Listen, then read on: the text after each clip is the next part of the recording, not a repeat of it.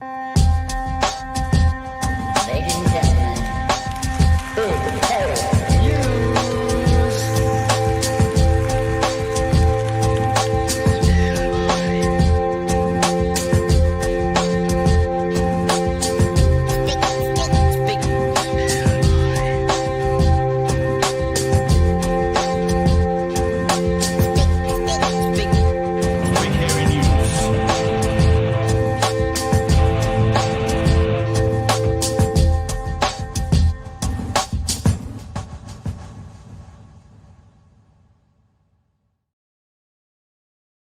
Hey, kia ora koutou te whānau. Welcome back to Bright Hearing News, the Friday edition of Big Hearing News with myself and Magenta. What's up? Oh, not much. What's up with you? Oh, Nah. It's a last minute for me. I just literally got my main PDF finished as we were starting the show up, so definitely not running behind today. no. But that's because I went and did all my adult chores and responsibilities, so I got all my big kid jobs out of the way. Gotta do the adult thing sometimes. Yeah. Sadly. Unfortunately. Did you have fun last Friday without me? Yes, no, we did have a bit of fun. Obviously, it's always a good time when Rogers joins me. And the chat they kept themselves in good stead while you were gone. No one Good. overly played up, so Good. everyone was on their best behavior. Good. Not having any But of that yes, it's nice to shenanigans. have the Penk a back, serious show. right? The watermelon. I The am watermelon's back in effect. I'm the pink to your purple, or your green and purple. I am your purple and pink. You are my green and purple. Exactly. Anything exciting planned for the weekend? No, not really. I do have to go over and grab some free items from someone off Facebook, so that's always fun.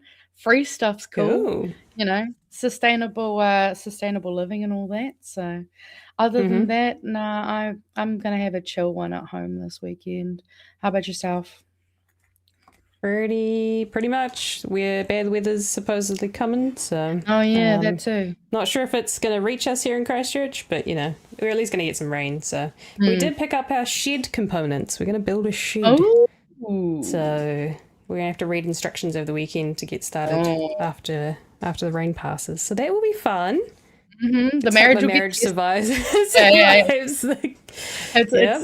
Yeah, trying to do stuff like that it's always fun to see how the interpersonal differences come out in such challenging times. We need someone to a shed. Yeah, we need a buffer. Yeah, you just need to create like a third imaginary person to blame all of your issues on. So, yeah, you know, just blame it on Greg. Greg? Who's Greg? Yeah, I don't know. Just sounded good. Just sounded right, Greg? You know. Actually, it's probably because of one of the YouTubers I watch. But Danny Gonzalez, he says, "Hey, Greg." That's just what his community is known as, Greg. So, shout out if you also watch Danny Gonzalez, and anyone else actually gets that.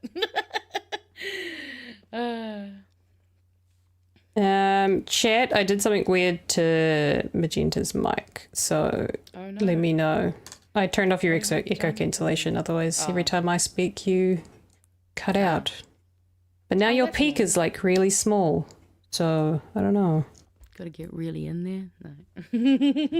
I'm just gonna have an ASMR stream tomorrow. I don't know about that one. It was bad enough that on Monday on Aotearoa Tonight, Detective Rogers accidentally left my audio going during the beforehand. So while I was trying to like shovel food into my mouth, I did not know that anyone could hear me until we went live and I started reading the chat and I went, oh no. Yeah, not a fan. Yeah. So anyone who had to hear that on Monday, apologies. Thank you for staying with us after hearing that horrible intro. Also, Yeah, yes, I that's can right. get really loud when excited. This has been a problem my whole life. I'm sure you could ask my mum or my teachers. Yeah, can confirm. Look, it's fine. It's fine. Right? If you're not loud when you're excited, are you really excited? Exactly. Everyone's got to know it. If you're happy and you know it, clap your hands, you know? And you really need to show it. So Exactly. it's all in the name of life. Rightio. Shall we get into some housekeeping and then we should do Why not? we'll do some memes because I have to set up some stuff. Oh shit, yeah, I gotta actually even upload my memes, so Okay, it's all right. I said I finished the PDF. go I slow didn't today. say I'd uploaded the PDF. We're on a like chill a whole extra chill step, tonight. right? While Magenta does that, I shall say a big thank you to our patrons on Patreon who help support the show and make things possible. Thank you to everyone who supports us over there. If you'd like to join us, go to patreon.com/BigHearingNews. You'll get early access to any pre-recorded interviews that we do, as well as some sneak peek behind the scenes stuff, such as the Ditch the Pricks enamel. Ooh, it's just arrived. So pretty. And lots of other goodies, such as a monthly meetup, which I think should be coming up soon, actually. Which probably should be. can't be too far away. No, absolutely not. So yeah, you can join us over there. You can also support us by buying merchandise from Le Shop over on bhn.nz/shop. And I have been informed that there is a deal, a special at the moment, for those of you who would like to get first access to the Ditch the Pricks enamel pin as seen here. Yeah, that's the one. Seen here by Pat. Such a pretty If pig. you want to get your hands on one of those, then you can buy yourself a Ditch the Pricks hoodie, and you can get one of those, as well as a 5-pack of stickers. Or if you buy the Ditch the Pricks t-shirt, as seen here, you can get yourself a 5-pack of stickers of Ditch the Pricks. So there you go. I think it was calculated to me that it is if you buy the hoodie, it's a $37 bonus. If you buy the t-shirt, it's a $22.50 bonus. There you go. Love bonuses, especially in this economy. And it's exactly. It should be in the post by Monday. And I think Monday is when the enamel pins might be going on the store. So if you want to be first in, that's how you do it. Right? That's how you I do it. don't even have one of those pins yet. I know. They'll probably get that before we do. So if you'd like to have a pin before we even have one, you know what to do. You know what to do. Right? Is there a reason why the stream tops out at 720p? Thank you for telling me that, because I have had issues with this recently. Okay. While Magenta does le meme, I'm going to check that, because that has pissed me off P. so many times recently. Yeah, nah. I have noticed that on a few times that's happened on the episodes. I'm wondering if it must be a YouTube thing where it I don't know, reset a setting or something. Yeah, I'll have a quick look without hopefully not breaking things. Yeah, fingers crossed. Could see Shane Jones was present in Wellington recently. Got some drilling going on. I don't know what they're doing. Don't know what they're drilling, but I would love to know. Now that Artemis 2 has launched, we have 9 days. Well, this is when it was launched, to get every person on Earth a Planet of the Apes costume so that we can pull off something absolutely hilarious when the astronauts return. Which, could you imagine if we could pull off a prank of that magnitude? A very unhinged illustration, which I very much appreciated. Thank you for whoever sent that one through. The Green Party came out with some good memes this week. And for my next trick, I'm going to redistribute wealth and resources. Snail in my ear telling me to talk about trickle-down economics. The New Zealand government's favourite game when it comes to solving real issues. Suppress it, ignore it, mark it, deflect it, fake it. That would be kind of a fun version of Bop It, not gonna lie. I aspire to be whoever this person is. They've gone to what looks like their local Coles store over in Australia and replaced some of the price tags. So we got special, thank you for funding our CEO's bonus, enjoy your noodles. Down, down, down. Pretty sure that's Woolworths, isn't it? Woolworths and Are they Coles. Are they very similar? Yeah, I believe they're all owned by the same people. Yeah. Over $1 billion in profit thanks to record high prices. This is a deep cut for anyone who's seen Resident Alien. And if you haven't watched Resident Alien, it's a very good show and it's available on the TVNZ app for free. So it's something you can watch without paying money. Well, except for the money you pay on like your power bill, your Wi-Fi bill, but you know what I mean. This one I thought was pretty pertinent with our Artemis 2 story this week. I like this one. Boyfriend tells me I'm banned from fixing things around the house now. God forbid women do anything. This gets funnier when you remember that OP is an astrophysicist. Where do you think I got the afterburner? Just a good point. I also, when I saw that, I just thought, man, I bet I know a few New Zealanders who might like to get certain types of knives around this one. Oh yes, and we've had some disturbances in the force with this delicious, appetizing breakfast. Along with, and even, yeah, I know, this one's much worse, and it's a bit visceral, this one, so let's move on. I thought this was a good reference for Trump and Luxon. They very much are the same kind of shame, except we get the lamer version, kind of. At least America get the, like, actually, nah, they're both bad versions. I take it. It gets better because there's a second image. Broadcasting standards. A very good one. It's so accurate. It's almost real life. Right. Close as you Talk get. About life imitating art. I'm playing 5-dimensional chess.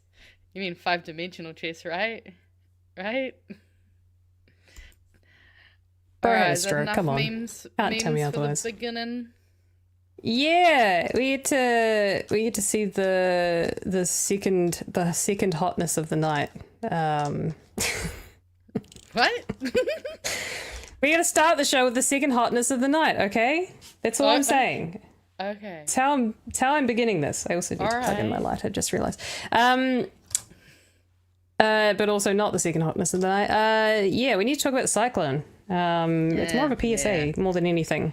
But there's a bit. TV1 did a pretty good update on what's going on. There's also a little piece at the end there by the I think his name's Dan. He's like the One News weatherman, and I just find anytime he does the weather, I just feel like I feel informed. It's just the British voice. It's calming. Yeah, and yeah. It's my British roots coming through. Yeah. Like, being assured by your ancestors. Pretty much. And he just makes it sound exciting, even though he's talking about really sad and serious stuff.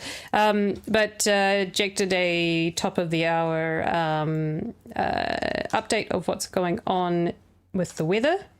So we should have a quick see what the upper Mick date is. Tēnā koutou katoa, good evening. Things will get gnarly. That's the warning as Cyclone Vaianu tracks for a direct hit on the country this weekend. Met Service today escalating its severe weather watches to warnings for almost the entire North Island, with a rare red alert for the Coromandel. This is where the ex-tropical cyclone is now, heading south-southeast at 15 kilometres an hour and on track to make landfall on the Coromandel Peninsula on Sunday morning. The powerful storm is expected to pack damaging wind gusts of up to 140 kilometres an hour, with a warning of a threat to life. Up to 180 millimetres of rain is forecast to fall in the Coromandel Ranges, while Auckland could be drenched in a month's worth of rain in a day. Also forecast swells of up to 8 metres along some coastal areas. Our reporters are standing by with the very latest this evening, and we begin. Getting absolutely drenched in the rain, of course. Those poor guys. But yes, that's the latest of what we're expecting with the cyclone. And the is this the one? It is. Is this the one? It is. All right, and now let's listen to the meteorologist, Dan. Going to fill us in on the specifics of what to expect for those of you who may be affected in PSA. It's important we know this stuff. In Wellington. Now for the latest on how the cyclone is tracking, let's bring in Dan. So what's the latest on Vaianu's projected path? Well, the centre of it's sitting some 750 kilometres to the north of New Zealand. You can already see the shield of cloud, the leading edge of that coming in. The stronger winds, they'll start working into the far north overnight. But one thing to point out, just looking at this, I've looked at lots of tropical cyclones over my years. The swirl is still quite active and there's good flare-ups to the centre, meaning this still has some punch. Even though it has been downgraded technically to an ex-tropical cyclone, just a cyclone Vaianu, this has some. Someone clarify, but as far as I understand, an ex-tropical cyclone is not necessarily a worse cyclone. It's just that it's no longer technically in the tropics. I think is the general consensus. Also, I did not know this. I don't know when. I can't remember actually when I found this out, but I didn't know this a wee while ago. And I, as a highly intelligent, highly educated, most intelligent of them all, totally not up myself about my intelligence human being. It must be only the upper echelon who possibly know this. I'm kidding. A cyclone, typhoon, and a hurricane are all the same thing. So if you look at hurricanes and you're like, holy shit, that's incredible. Oh my God, that's some awful destruction that's happening. This is what a cyclone is. It's the same weather system. It's just in a different location. Someone can correct me. I'm sure there's some nuance to that. But cyclones are not scary. They're slightly different locations, but it's the same effects essentially. So if you're scared about hurricanes, if you're scared about cyclones, they are quite serious.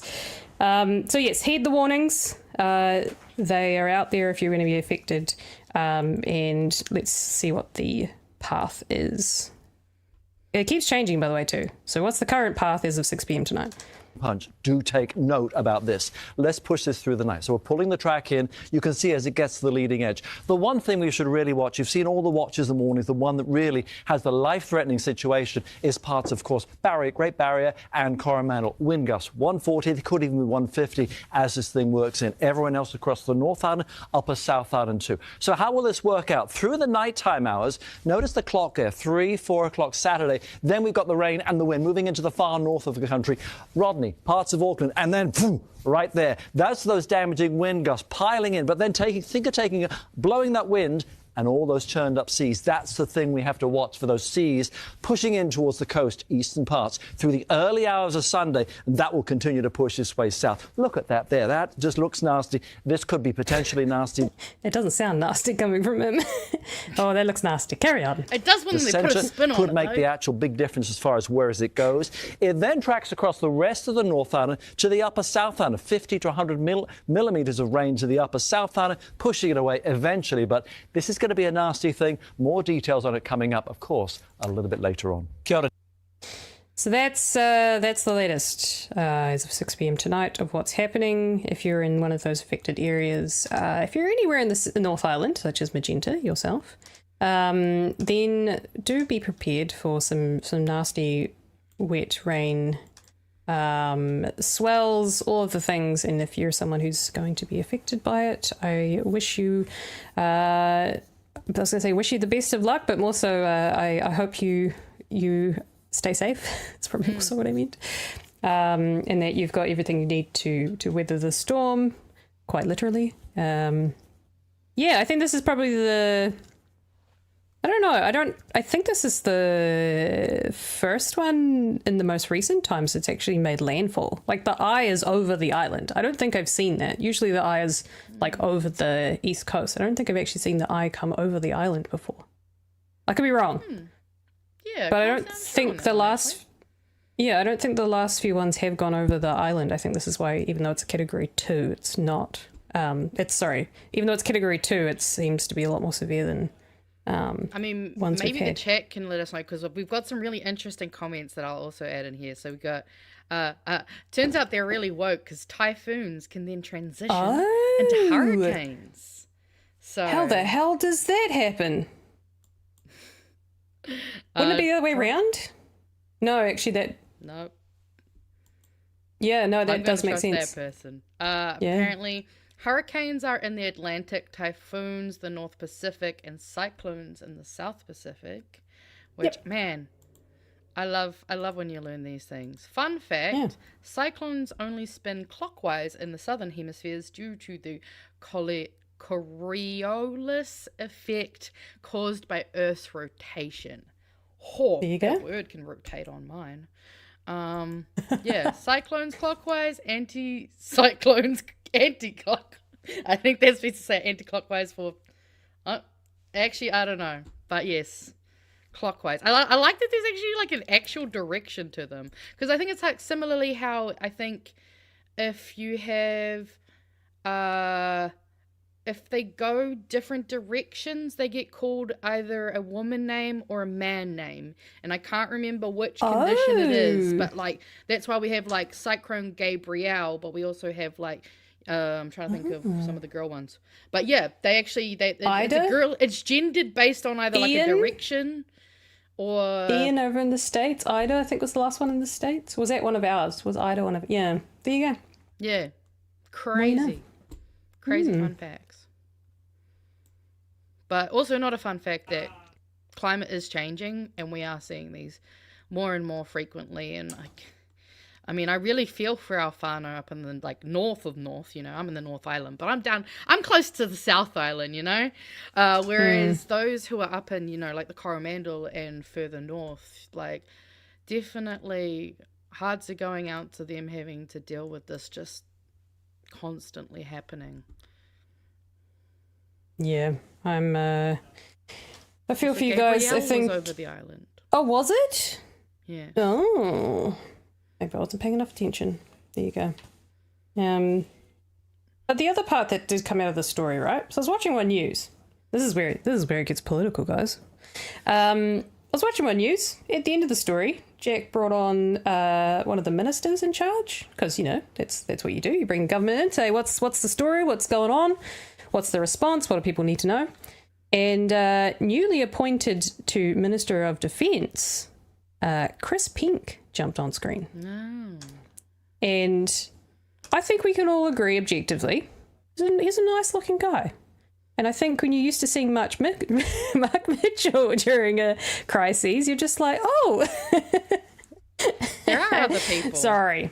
I do. He's great. He's actually being really good. But I don't know what he's doing. Must be taking a break at the moment.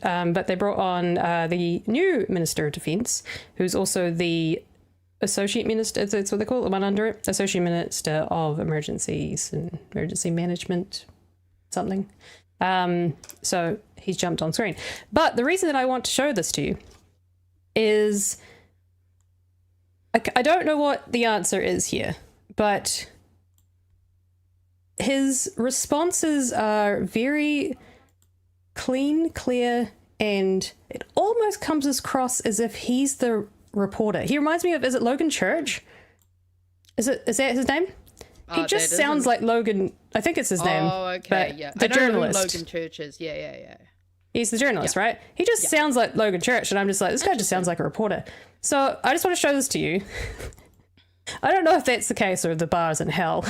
I mean, could be both. I want to get you guys' opinion. And obviously this is not political. It's just asking the questions and he just has to respond. But I don't know. I think no, he's Minister of Defence, not Civil Defence. He's Minister of Defence as well. But yes, have a listen and tell me. Do you get the same vibe? I'm getting some vibes. I'm getting particular top of the chain vibes. In fact, top of the food chain. Can you talk us through what the government is doing to prepare for the storm? Kia ora, good evening, Jack. The government's been preparing through the leadership of NEMA, obviously working closely with the New Zealand Defence Force, New Zealand Police, FENS personnel and other first responders, getting ready for every eventuality. We're preparing for the worst, and part of that also means reaching out into local communities as represented by councils and mayors in their respective areas, making sure those preparations have been strong for what may arrive on the weekend. Talk to us a little. Wow. I'm like, You my made the same, brain is actually like...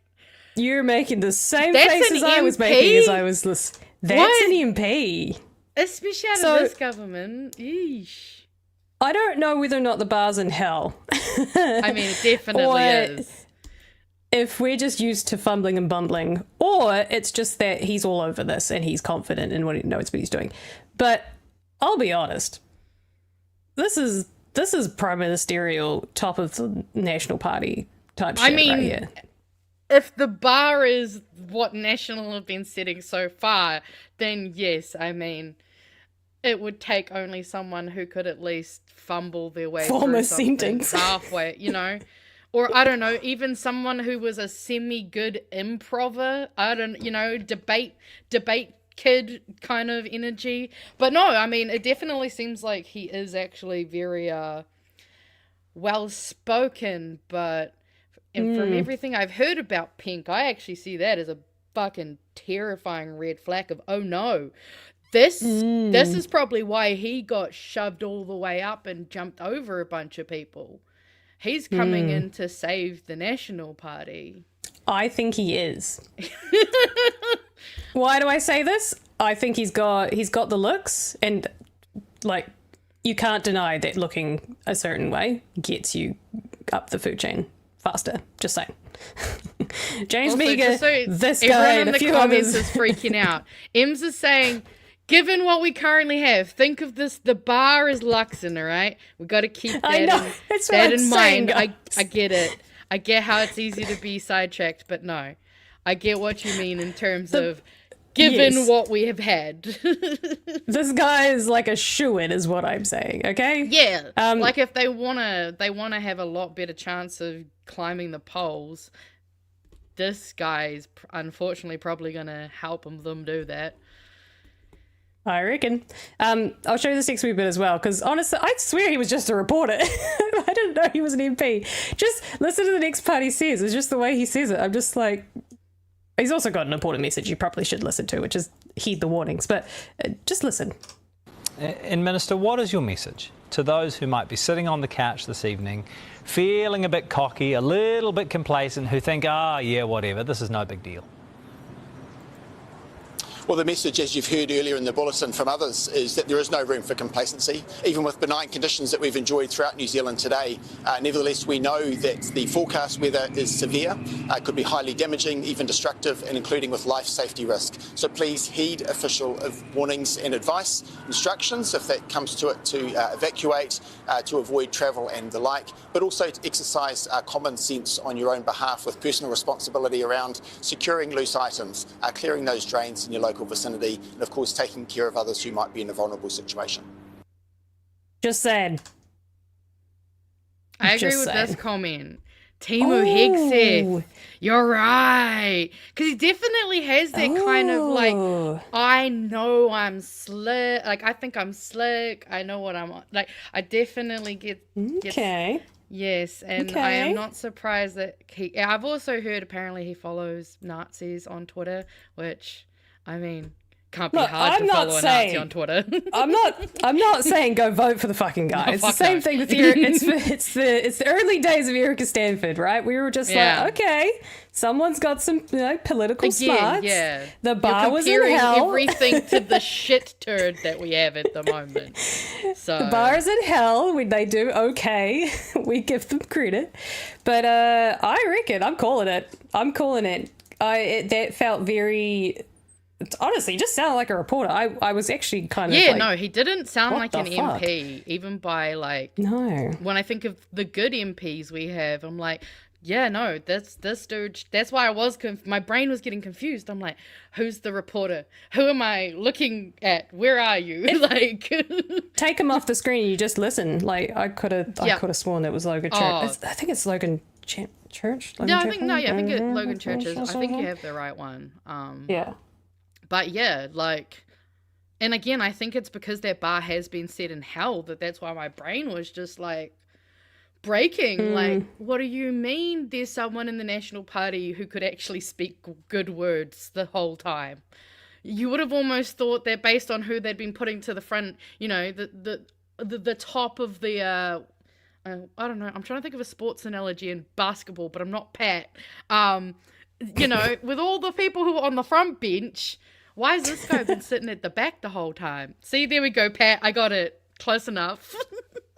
See, my brain's so broken by the eloquence of the way he spoke, and just, they're definitely sending her. He's going to be a life raft for Luxon. I reckon he is here's my thinking, right? Haven't seen anything of him. He's just been pushed up to Minister of Defence, something that he actually has a background in, but also is kind of like a big portfolio right now. Can we not all agree? Defence is probably one of our biggest, most important in this current global climate. So he's been put in one of the most probably important positions as minister, as well as Associate Minister of Climate Weather Events, which... Good timing. There's a weather event. He just happens to be put on the news. Someone said John Key era, which I'm like, he kind of reminds me actually of Simon Bridge. Simon Bridges. Simon Bridges. Reminds me a lot of him as well.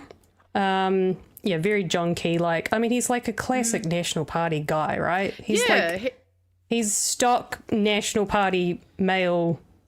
Well, front which bencher, I'm right? now realizing we've strayed so far from what that used to be, though. Because, like, even in the last, you know, kind of national... Yeah, I feel like what we've been delivered Yeah, they tried the so Judith far... Collins thing, and that just did not... That was not national. They're not... Yeah, they definitely left a very Talofa flavor in their mouth for a while. Like, they just can't get away from it. They tried it. They tried. Yes. The bar is currently actually in a black hole, I would agree. Maybe Artemis 2 might find wherever the bar has been dragged out to. But yeah, I mean, I'll be honest, it's concerning.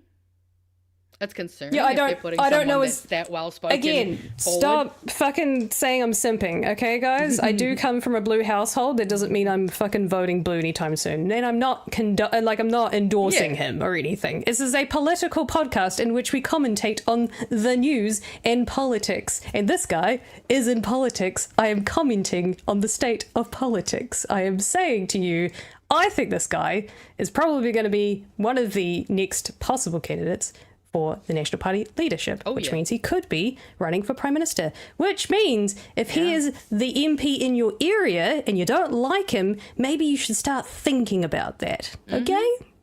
Well, not that's the thing fucking is simping.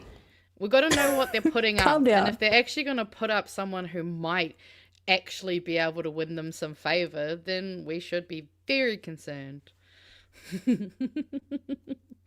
But look, I think the only person I'm dick riding for is Hassan, okay?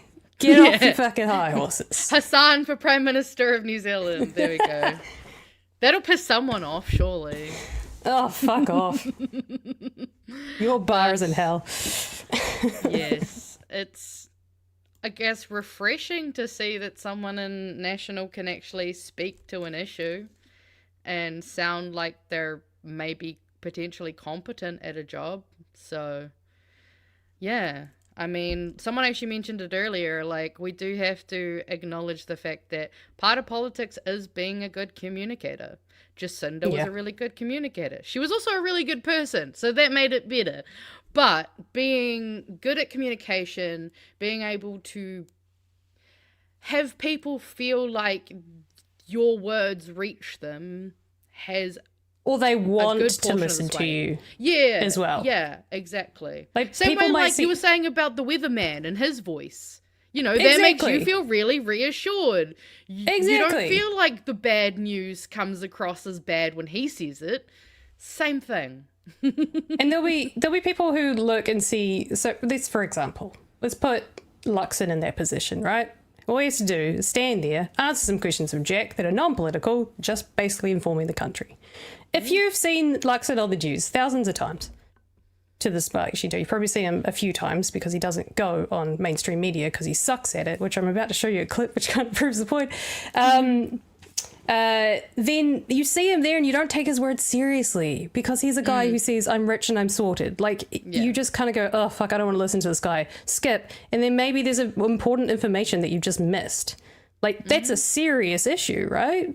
You want someone who's competent and that you know what they're saying is believable, and, like, you want to actually listen to them. So, yes, being a good communicator and looking all right, just got to say, that also helps. Oh, He's 100%. not a bad-looking guy. Pretty privilege pulls a lot of weight. Like, the implicit bias that people hold just based off whether they think a person looks hot is insane, the amount of psychological weight that carries.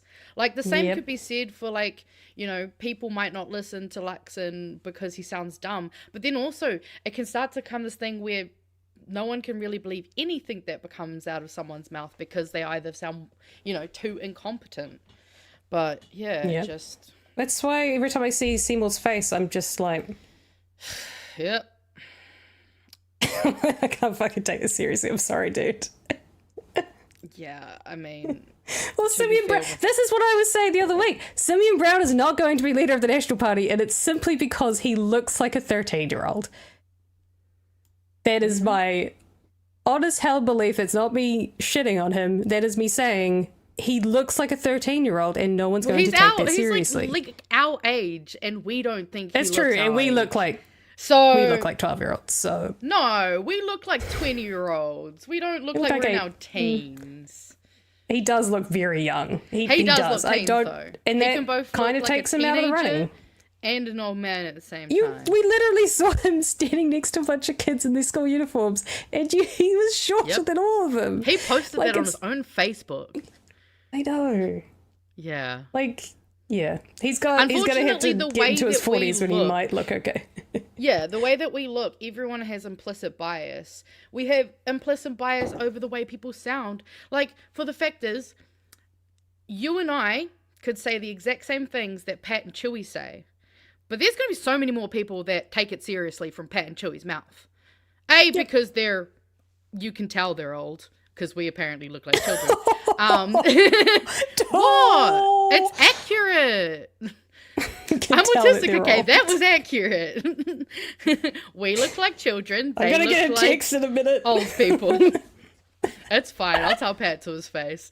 But you know what I mean? Like, people will take them seriously. You and I could literally have said the exact same things. And we'll have comments where people will be like, you don't know what you're talking about. And it's like, actually, I got multiple degrees behind me that say I do. But no, listen to the boys because... Yeah. They're boys. Just because they're boys. Like, it's the same way people see me as a fat person and will then, like, take off points because they assume I can't do all these things. Even though, haha, surprise, I'm like fucking Peter Griffin. Surprise your ass. Surprise! Right? It's just the nature of people and the psychology of people. Yep.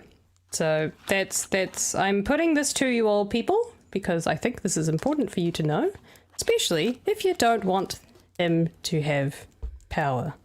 And perhaps might want to look into him, especially if he's in your electorate. Because that's my prediction. And I'm going to be like Pat and say, I told you on day one. I saw it coming. Oh my god, I just keep remembering though. He's another Chris. My brain was like, for his name fuck's is sake. Chris, isn't it? No. Too many Chris's. No, he's out. Yeah. He's out. I think we are officially going to have a one Chris per parliament rule. I do not want to have more than one Chris. Can we seriously stop producing Chris's? Is that a tell of their age as well? Wow, yeah. Actually, I was going to say I would assume the name Chris has at least gone down. Surely people aren't calling their kids after Dr. Christopher Warner. Surely. Yes, it's a Chris's. A Chris's. A Chris's. Or a Chris crisis. Chris crisis. Love it. Love it. Further to the point about media training, and this is funny because I think I watched this video before I watched what I just saw there before, or the other way around, and then I kind of just laughed to myself because I'm like, media training, you say? So the National Party has just hired someone new, a very, very well-known, I guess. I don't know, what would you call her? Experienced broadcaster, he says. Strategic consultant in PR. Just been hired by the Nats, particularly to look after the Auckland, sorry, auto-subtitled, Auckland national MPs, including the Prime Minister. So let's have a quick little listen. Let's go to this because I think this is kind of funny that we've just watched someone who is clearly very well media trained and very comfortable in front of the camera. And here's a little thing about how perhaps Luxon might need someone to train him on how to talk to the media. Hilarious. There's been a fair bit of media commentary over the last 2 weeks about his live media appearances. Try 2 years. We're well ahead of the curve on that one. On TVNZ, of course, he does News Talk ZB here, and next week Radio New Zealand has a new morning report host in John Campbell. So as we count down to the election, it becomes more and more important about communication and just getting that message across. And so when he's on shows like this, appearing in front of you, they want to make sure that they're getting their messages across clearly and concisely. And one of the criticisms that keeps coming back about Chris Luxon in particular is that while he's what is it? Very affable and friendly and easy to relate to off air, when he gets in front of the camera, he freezes. He sometimes freezes. He freaks out. Corporate speak. Sometimes. Yeah, and What? Corporate speak? Oh my God, this is fascinating. New insights I've never thought of before. I just found it funny when I love how before he criticizes, he has to do like the equivalent of when lefties have to talk about, say, like Iran or Palestine, where it's like, now, I'll acknowledge some stuff at the beginning. And it's like, no, let's not go saying he's effable and what, I mean, in person. Definitely not effable. He's so unpopular. Don't try to pretend the turd ain't a turd, mate. I'm pretty sure it's affable, but effable also. Affable, yeah, more like F-offable. I'll play a little bit more, just for the funs. I just like to giggle because we've been saying this for ages. So well done, mainstream. Also that He gets nervous. I think it's I've spoken about this with other broadcasters as well. I think it's a deer in the headlights situation, and it's almost like it keeps happening, and the more it keeps happening, the worse it gets. Interesting you mentioned this because I haven't spoken about this, but he was on this program in non-sitting weeks on a Monday morning during his media rounds. His office has since changed their position on that. And I think, it's pretty clear from other appearances that or lack thereof, that he's changed his strategy with the media and he's basically avoiding it. Yeah, and I think it will... avoiding Ryan Bridges of all people too. I know. It's not exactly like he's one of the scary ones. So I think Ryan has just had a moment. One, he's just confirmed that everyone is saying the same thing. Well done. Yeah. But he's saying it on a mainstream platform. But two, he's right. He's right. Like he's avoiding the media.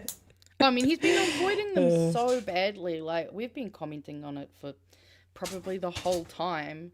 And we've obviously now that Tove is back, I'll be honest, I have at least been enjoying that, because my God, I might not always like everything she does, but man, I've been loving watching her just roast that boiled egg over the fire. You know what I mean? It's been refreshing, not just to have the person interviewing him go, "Here you go, I will dish it up for you."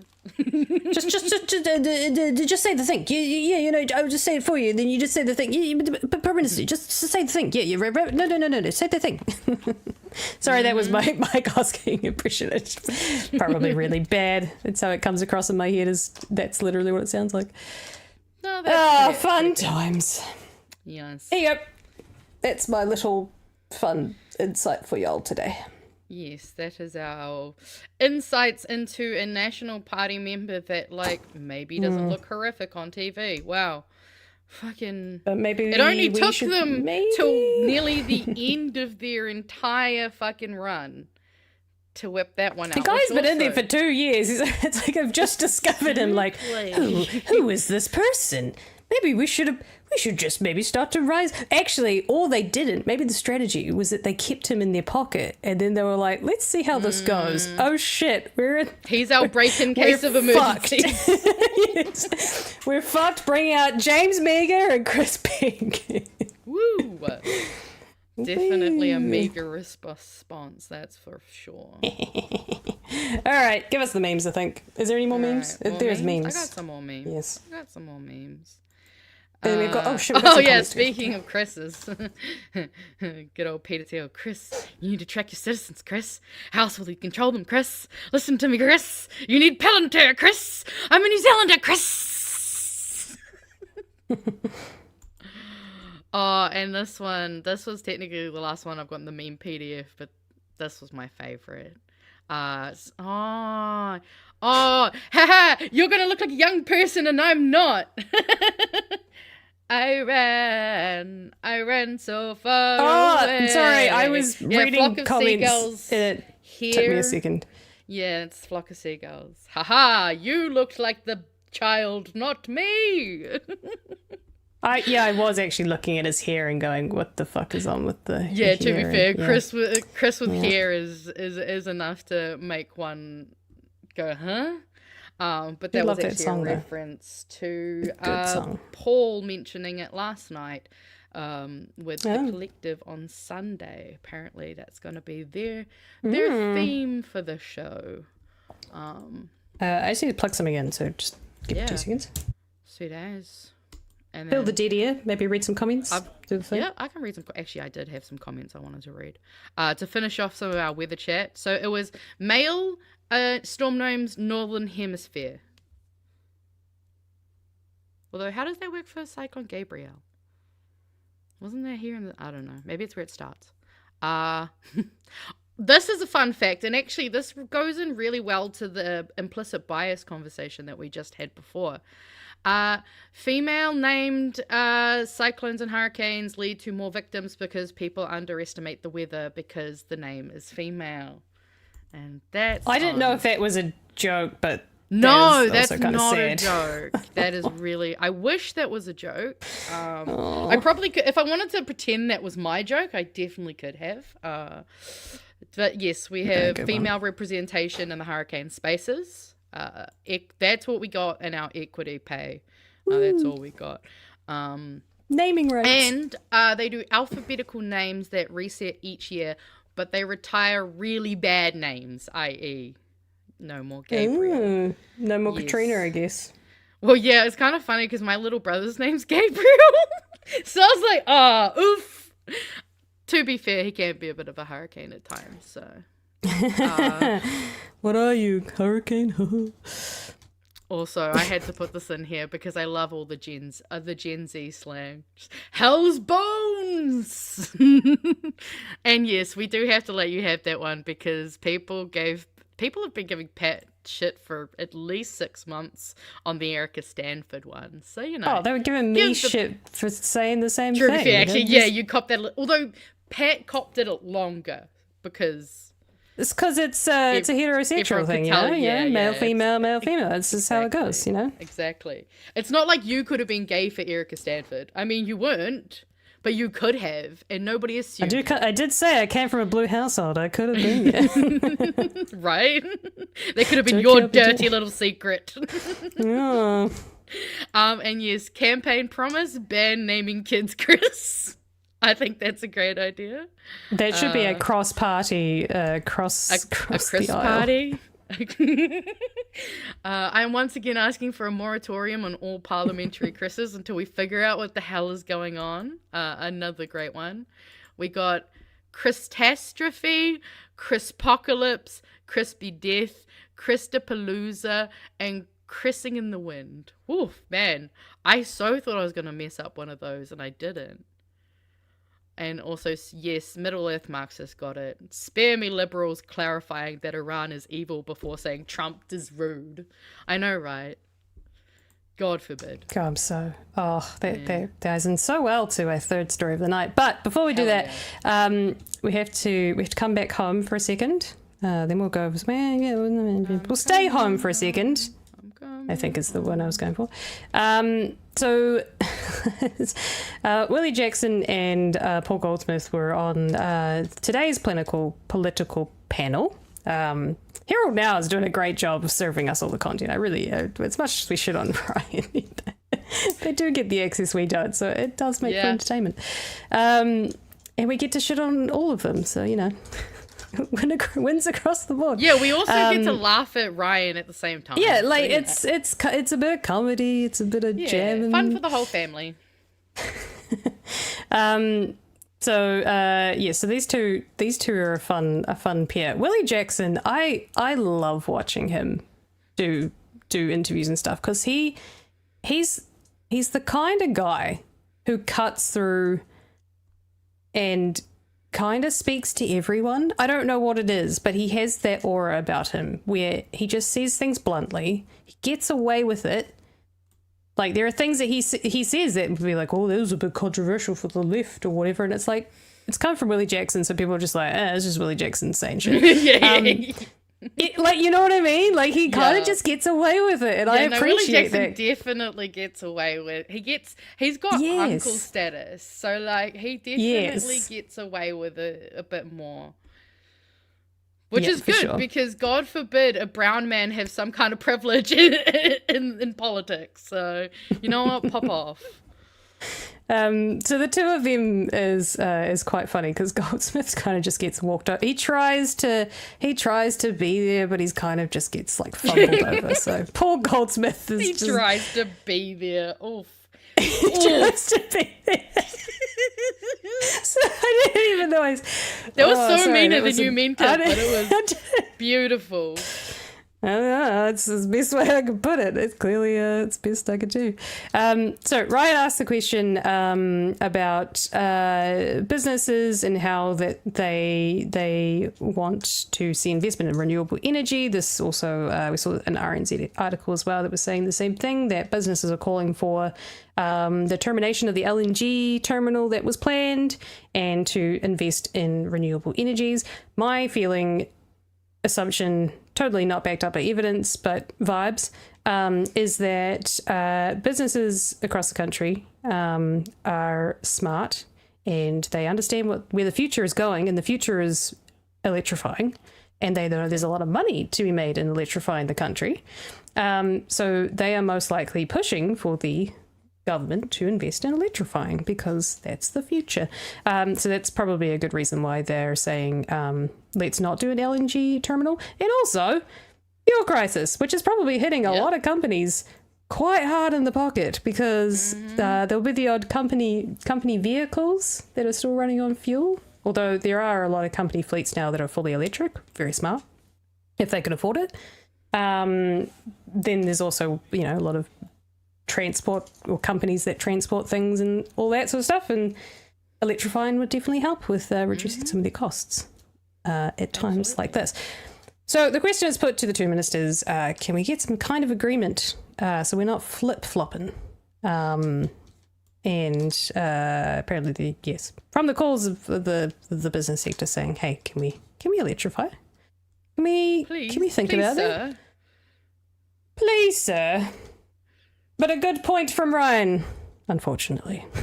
Agreement between. Can we not? Seriously, I don't disagree. That there should be a better approach. You don't disagree, but when you're in government, you do crazy things like shutting off oil and gas. But when you come into government, you scrap everything. You know, that resilience fund should have been a strategy where you all work together. Okay. And these guys just get rid of everything to start off with. But like realistically, is there any chance? Because there's LNG, there's renewables, there's a whole bunch of stuff.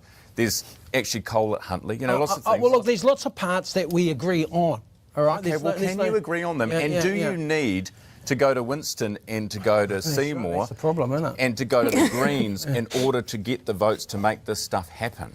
Can you not agree with each other? Well, we can agree, but the reality of MMP is Goldsmith. that Labor can't get in on its own and Auckland National. So but you actually could get in together, couldn't you? Is that right? Well, you're proposing something, eh?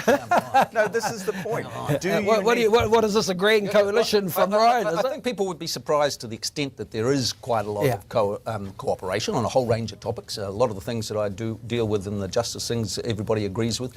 Restoring law and order, everybody agrees with. They don't vote for it. Tribal stuff, iwi stuff. But when it comes to the infrastructure, it has been a long-running challenge. We set up an infrastructure commission to try and get some distance, and then Phil Twyford sort of turned everything over when he came into government. So it is tricky, and it's because there's very strong politics and different views about whether to invest in roads and infrastructure and what to invest in. Previous government certainly did make a real mistake with banning oil and gas exploration, and that has made it very difficult for us. The price of energy is fundamental to how you grow an economy, and if the price of energy is too high... Will you reconsider that, Willie? Then, Okay, sorry. There was a lot of run-on sentences, not a lot of breaks to get to the point, but there you go. There's the two positions. Any thoughts there, Magenta? Because I've already watched this, but anything from the muddled of words and opinions and backs and forths and talking over each other? Ultimately, all Goldsmith was doing there was doing the typical, fuck shit, how can I turn this back and go blame Labour and blame Labour, the Phil. And what is it? We built the basics and now we're something the future. Fuck, what is it again? And obviously, Willie's on a roll. He's not wrong. They do go back. I do think that, there's also a lot that, Labour haven't done great, but none that are kind of trump the overall conversation of we should be diversifying how we power and run literally everyday life. Even if, because I think there's been a lot of debates about it. It's like, it doesn't matter if cool, we can get some of this from wind. Cool. We should also be making sure we can get as much as we can from solar, making sure that we have these different options and backups so that we're not just putting all of our eggs in one basket. And it's kind of maddening watching this government try to argue such a common sense approach, as well as even from a business standpoint. One of the things Philip DeFranco, even just as a YouTuber, always goes on about is diversify your income, diversify where you're getting your resources from. Why would you do it in business? Why would you not do it in terms of actually making sure that, when things are happening geopolitically or climate wise or whatever horrific once in a generation thing is happening, we should be moving towards having independence so that we don't have to be relying as heavily on these, so that we can also get back to what Chloe and Marama keep talking about, of being a country that used to make shit and that used to, we sold more, we traded more, we just... I'll be honest, I am so ready to not have to hear from Goldsmith ever again. Press play. He's just... this is the guy who came out... we have to remember, let's take our minds all the way back to 2023. I know it's been a while. This is a Minister of the Arts who literally said he had seen the ballet once. Is it him? I thought it was an ACT MP. I thought it was the other guy, the guy with glasses. I believe it's Goldsmith. But I could be. There's too many guys with glasses. If we were playing Guess Who right now, that would have knocked down a lot of people. But I believe it was Goldsmith. I could be wrong though. I thought it was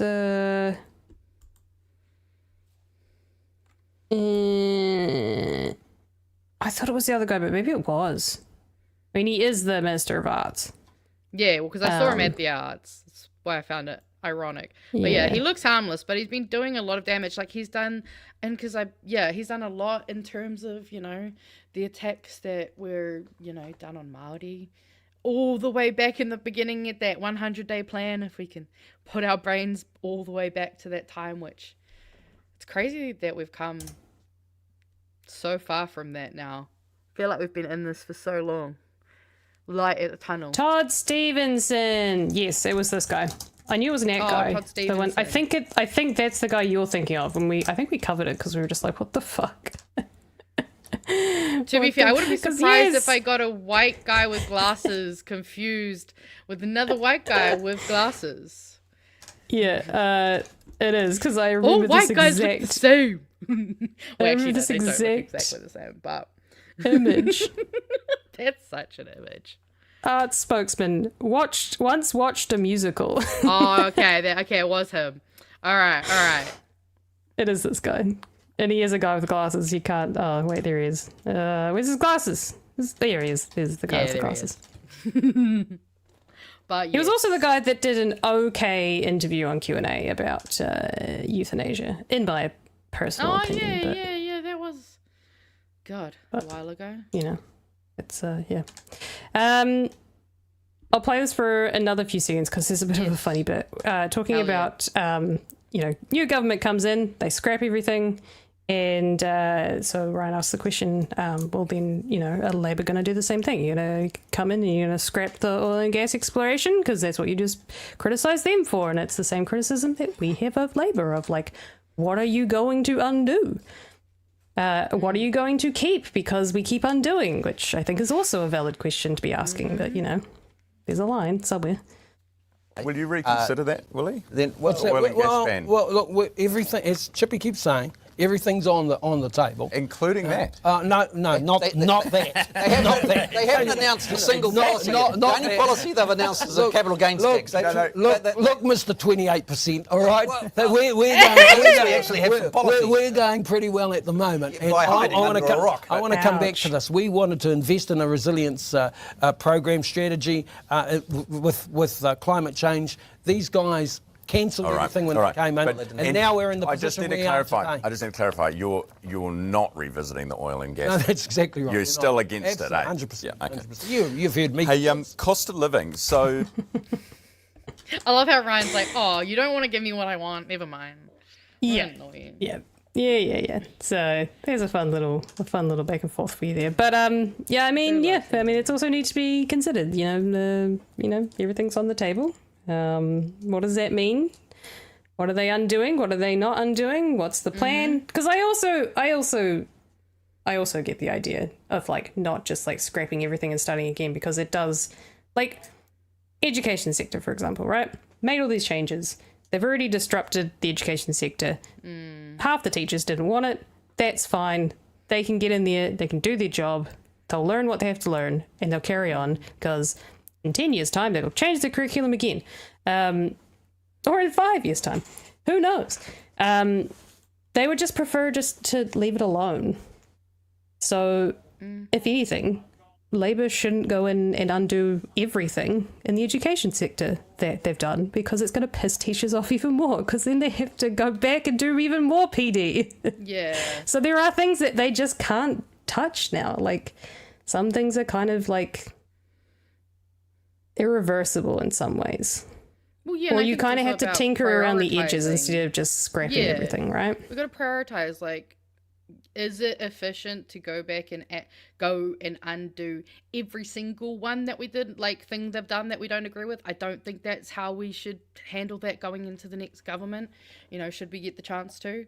But I do think that, yeah, we need to figure out, okay, what's that top of the priority, you know? What is stuff that maybe does need to have to be a full reverse? What can be kind of gone, okay, well, with some doctoring and amending and changing here and there, how can we get this back into better shape? But yeah, we're not going to be able to just, because then we're just going to end up in this horrible back and forth where it'll just be, instead of actually doing politics based on what's a good idea, it'll be oh, well, you took away my thing, so I'm going to take away your thing. And then it's just going to be this. It's already bad enough that, like, politics feels like it's kind of just crumbling into that already, like, with this current government.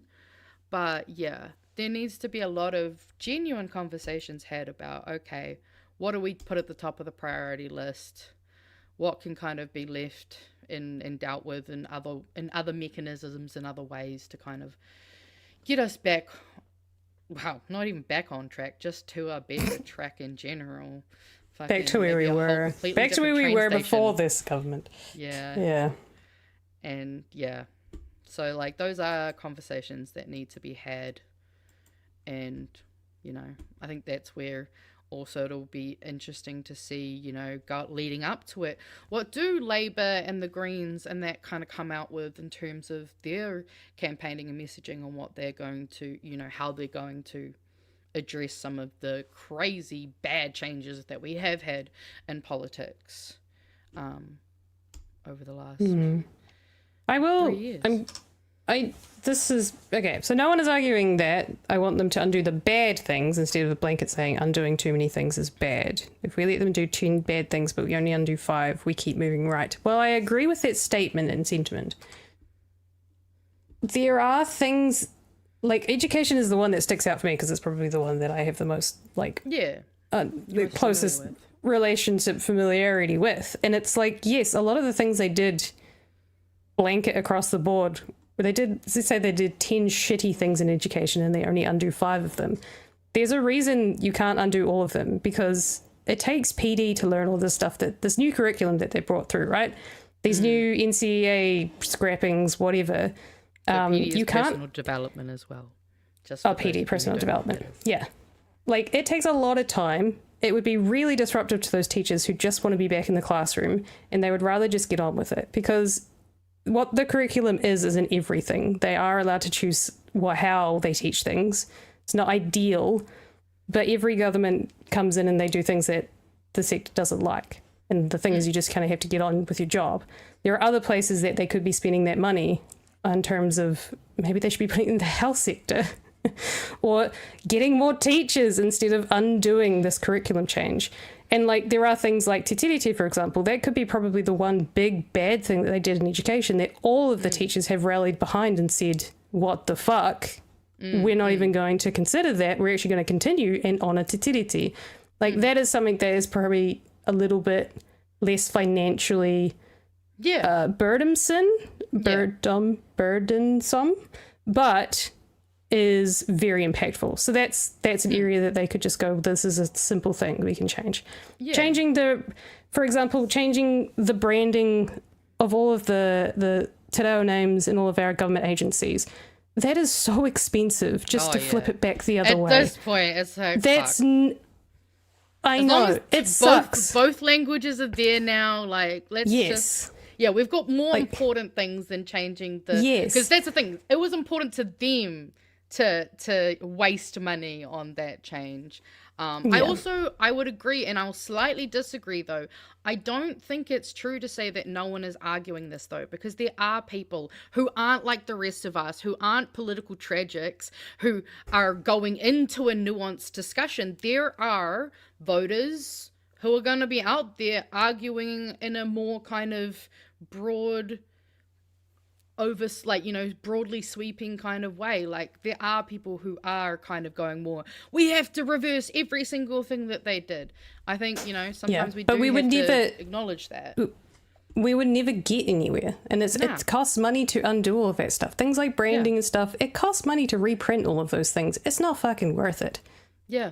Like, Because it's not just the printing, yes, it's cars, it's buildings. It's so much stuff. So much stuff. They've wasted so much money undoing it. Like the fucking passports, for example, right? Flipping it back the other way. There could be a way of doing it in which they don't need to do a big announcement or whatever. They just like grab the old stamping machine and they're just like, just replace it back with the other. Like the components are there, right? They just go, swap that one out and just put the old one back in. Cool, passports are back to the way that they were before. Like there are things that you can do that are not hugely expensive to undo. And there are things that you could do that sure are significant and they're important to do, but they're so expensive and they're more disruptive to undoing them than keeping them the way they are, and maybe shifting some of the consequences of those changes and fixing them in other ways. For example, maybe putting money back into the schools program, the school lunch program. Like there are other ways of fixing big issues by redirecting money in other more impactful things. That's where I'm at. I hope that makes sense. No, totally. I mean, I absolutely agree. I also seen this coming here about left parties need to start abusing the fast track and get good things done. I disagree. Left parties should not abuse the fast track because then we're no longer left parties. That is fundamentally against the core. Like genuine lefties, the fundamental core is not to abuse something like the fast track. It's about to go, okay, look. They have set a precedent that we can actually push a bunch of stuff through. So let's actually figure out what is actually really important and will help the most amount of people to turn back the fastest and first. And I think that is definitely a mechanism that is now in play for the left parties.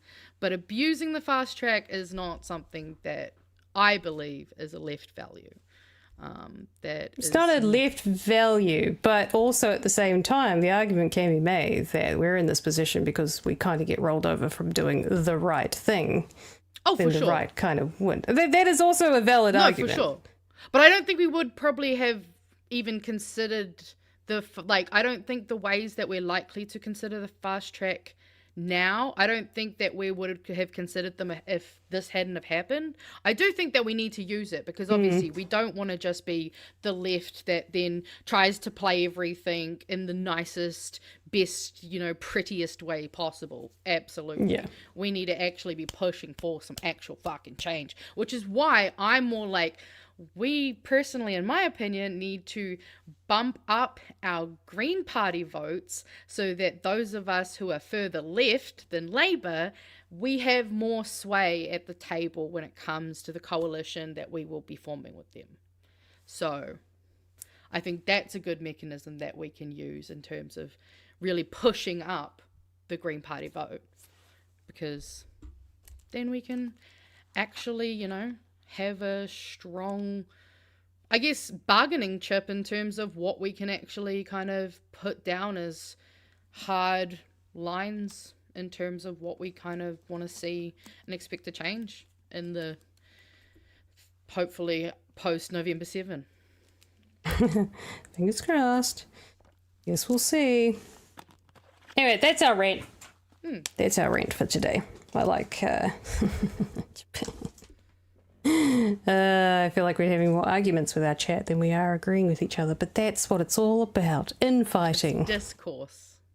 It's discourse. All lovingly leads to the next story. Yeah. But anyways, carry on with your memes if you have any more there, Magenta, while I set this up. I wasn't ready for memes, but I do have something if you wanted some time. Oh, yes. Have you got something to fill the gap for a minute? I do. Yes, actually. I've got 3 little short videos. They're all Trump based, but they kind of lend into one another very nicely in some kind of fun ways. So if it is okay with people, I will take us on a small side tangent to the US while you organize, I believe, our more positive aspect of the US that we will be discussing tonight, which was, I have seen people eagerly waiting. I've seen some Hassans mentioned already in the chat. People are waiting. They're waiting for the man himself. So I believe there's going to be a lot of text in this one. So I am probably, for the sake of ease, going to leave it muted and just kind of read out what's on the screen for us. So this is basically, this is a guy who's got a bunch of things he's noticed and put together, which we love when people pattern recognize. So Donald Trump Jr. in November 2024 joined the advisory board of Unusual Machines, another drone maker that has already secured government contracts. No, thankfully it's not playing out loud. And then he says, now before you get mad, archive that and let's go on. Because the Trump administration in December banned foreign-made drones and their critical components, citing national security concerns.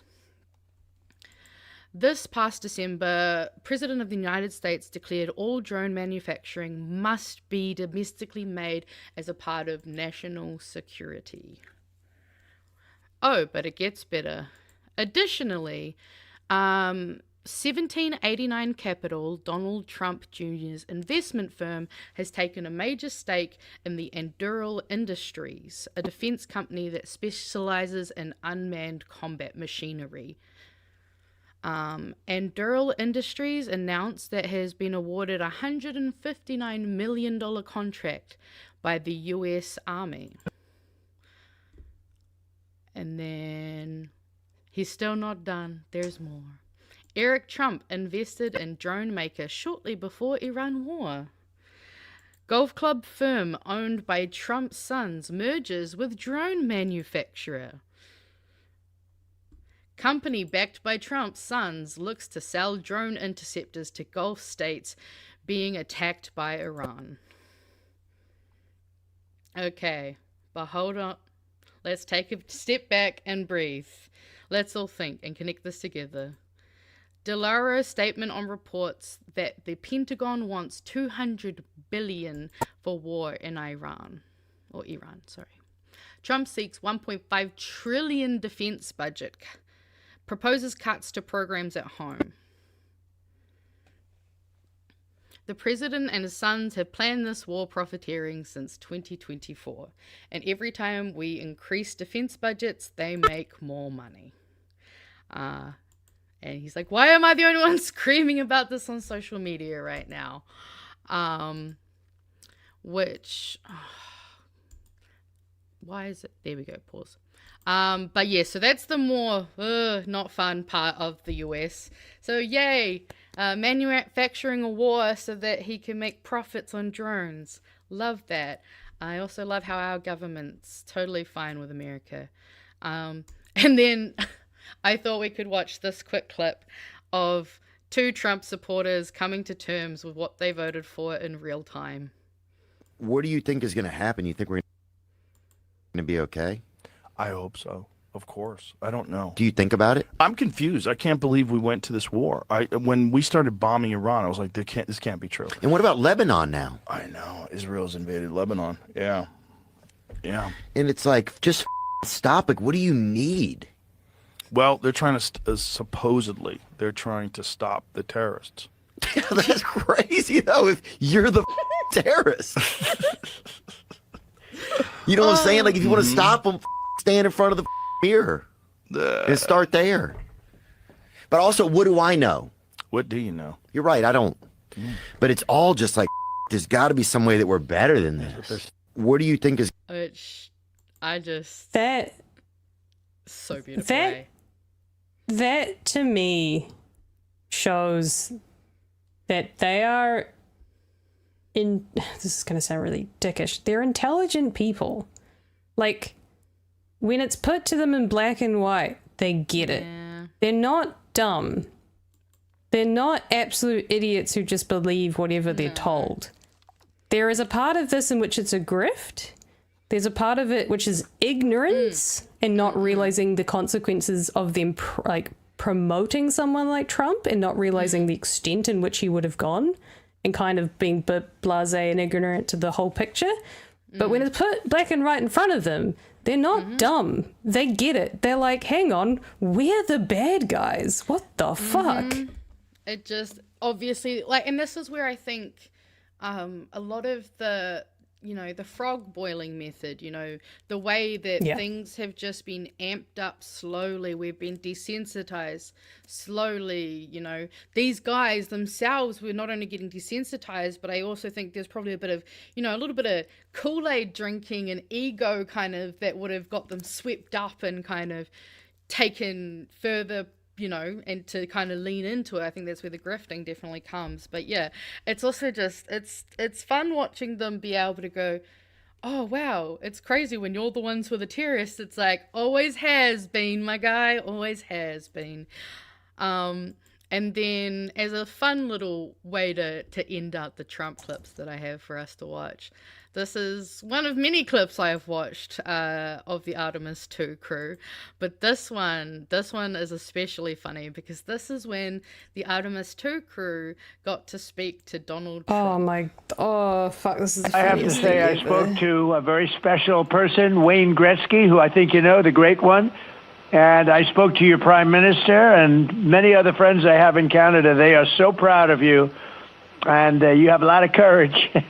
I'm not sure if they'd want to do that. I'm not even sure if the great one would want to do that, to be honest with you. But you have a lot of courage doing what you're doing, a lot of bravery and a lot of genius.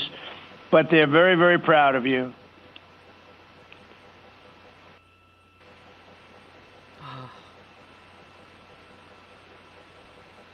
For audio listeners, this is painful silence. They are just clapping, smiling at the camera, and tapping the microphone lightly, is it? I think we might have gotten cut off. It is a long distance. It's a long ways. The reception's been great. There's a little bit of about a 9-second delay, but no, I just had a statement for, I don't know what you heard, but I was just saying they're very proud of you're a brilliant person from Canada on the ship, and Wayne Gretzky is a great friend of mine, and he's very proud of him. Yes, Mr. President, we heard that, and we do love our Jeremy Hansen. We love all our Canadian astronauts, Jenny Gibbons, Josh Kutrick. They're just great people, and they're such a welcome addition to our Corps. I have to say, so fucking good. Especially because I think on my TikTok feed, the next video that I scrolled to was them talking to the Prime Minister of Canada, and it was a very different energy, as I'm sure we can all imagine. So, the clip that I saw was the full, like, it must have been like the full minute or so in which they just didn't say anything. And then I think the captain kind of just like looks around and he's like, and then he presses something. He's like, sorry, we were waiting for the handover from mission control and we didn't get it. So sorry about that. So awkward. But yes, that was our Trump buffer zone. Trump buffer zone? Buffering the zone. Then, yeah, buffered. Yeah, buffet. Speaking of buffered so hard, I'm wearing it. Go to BAK.NZ. Speaking of buff. Oh, everybody, it's time. It's the sexy man himself. I hope he finds this clip.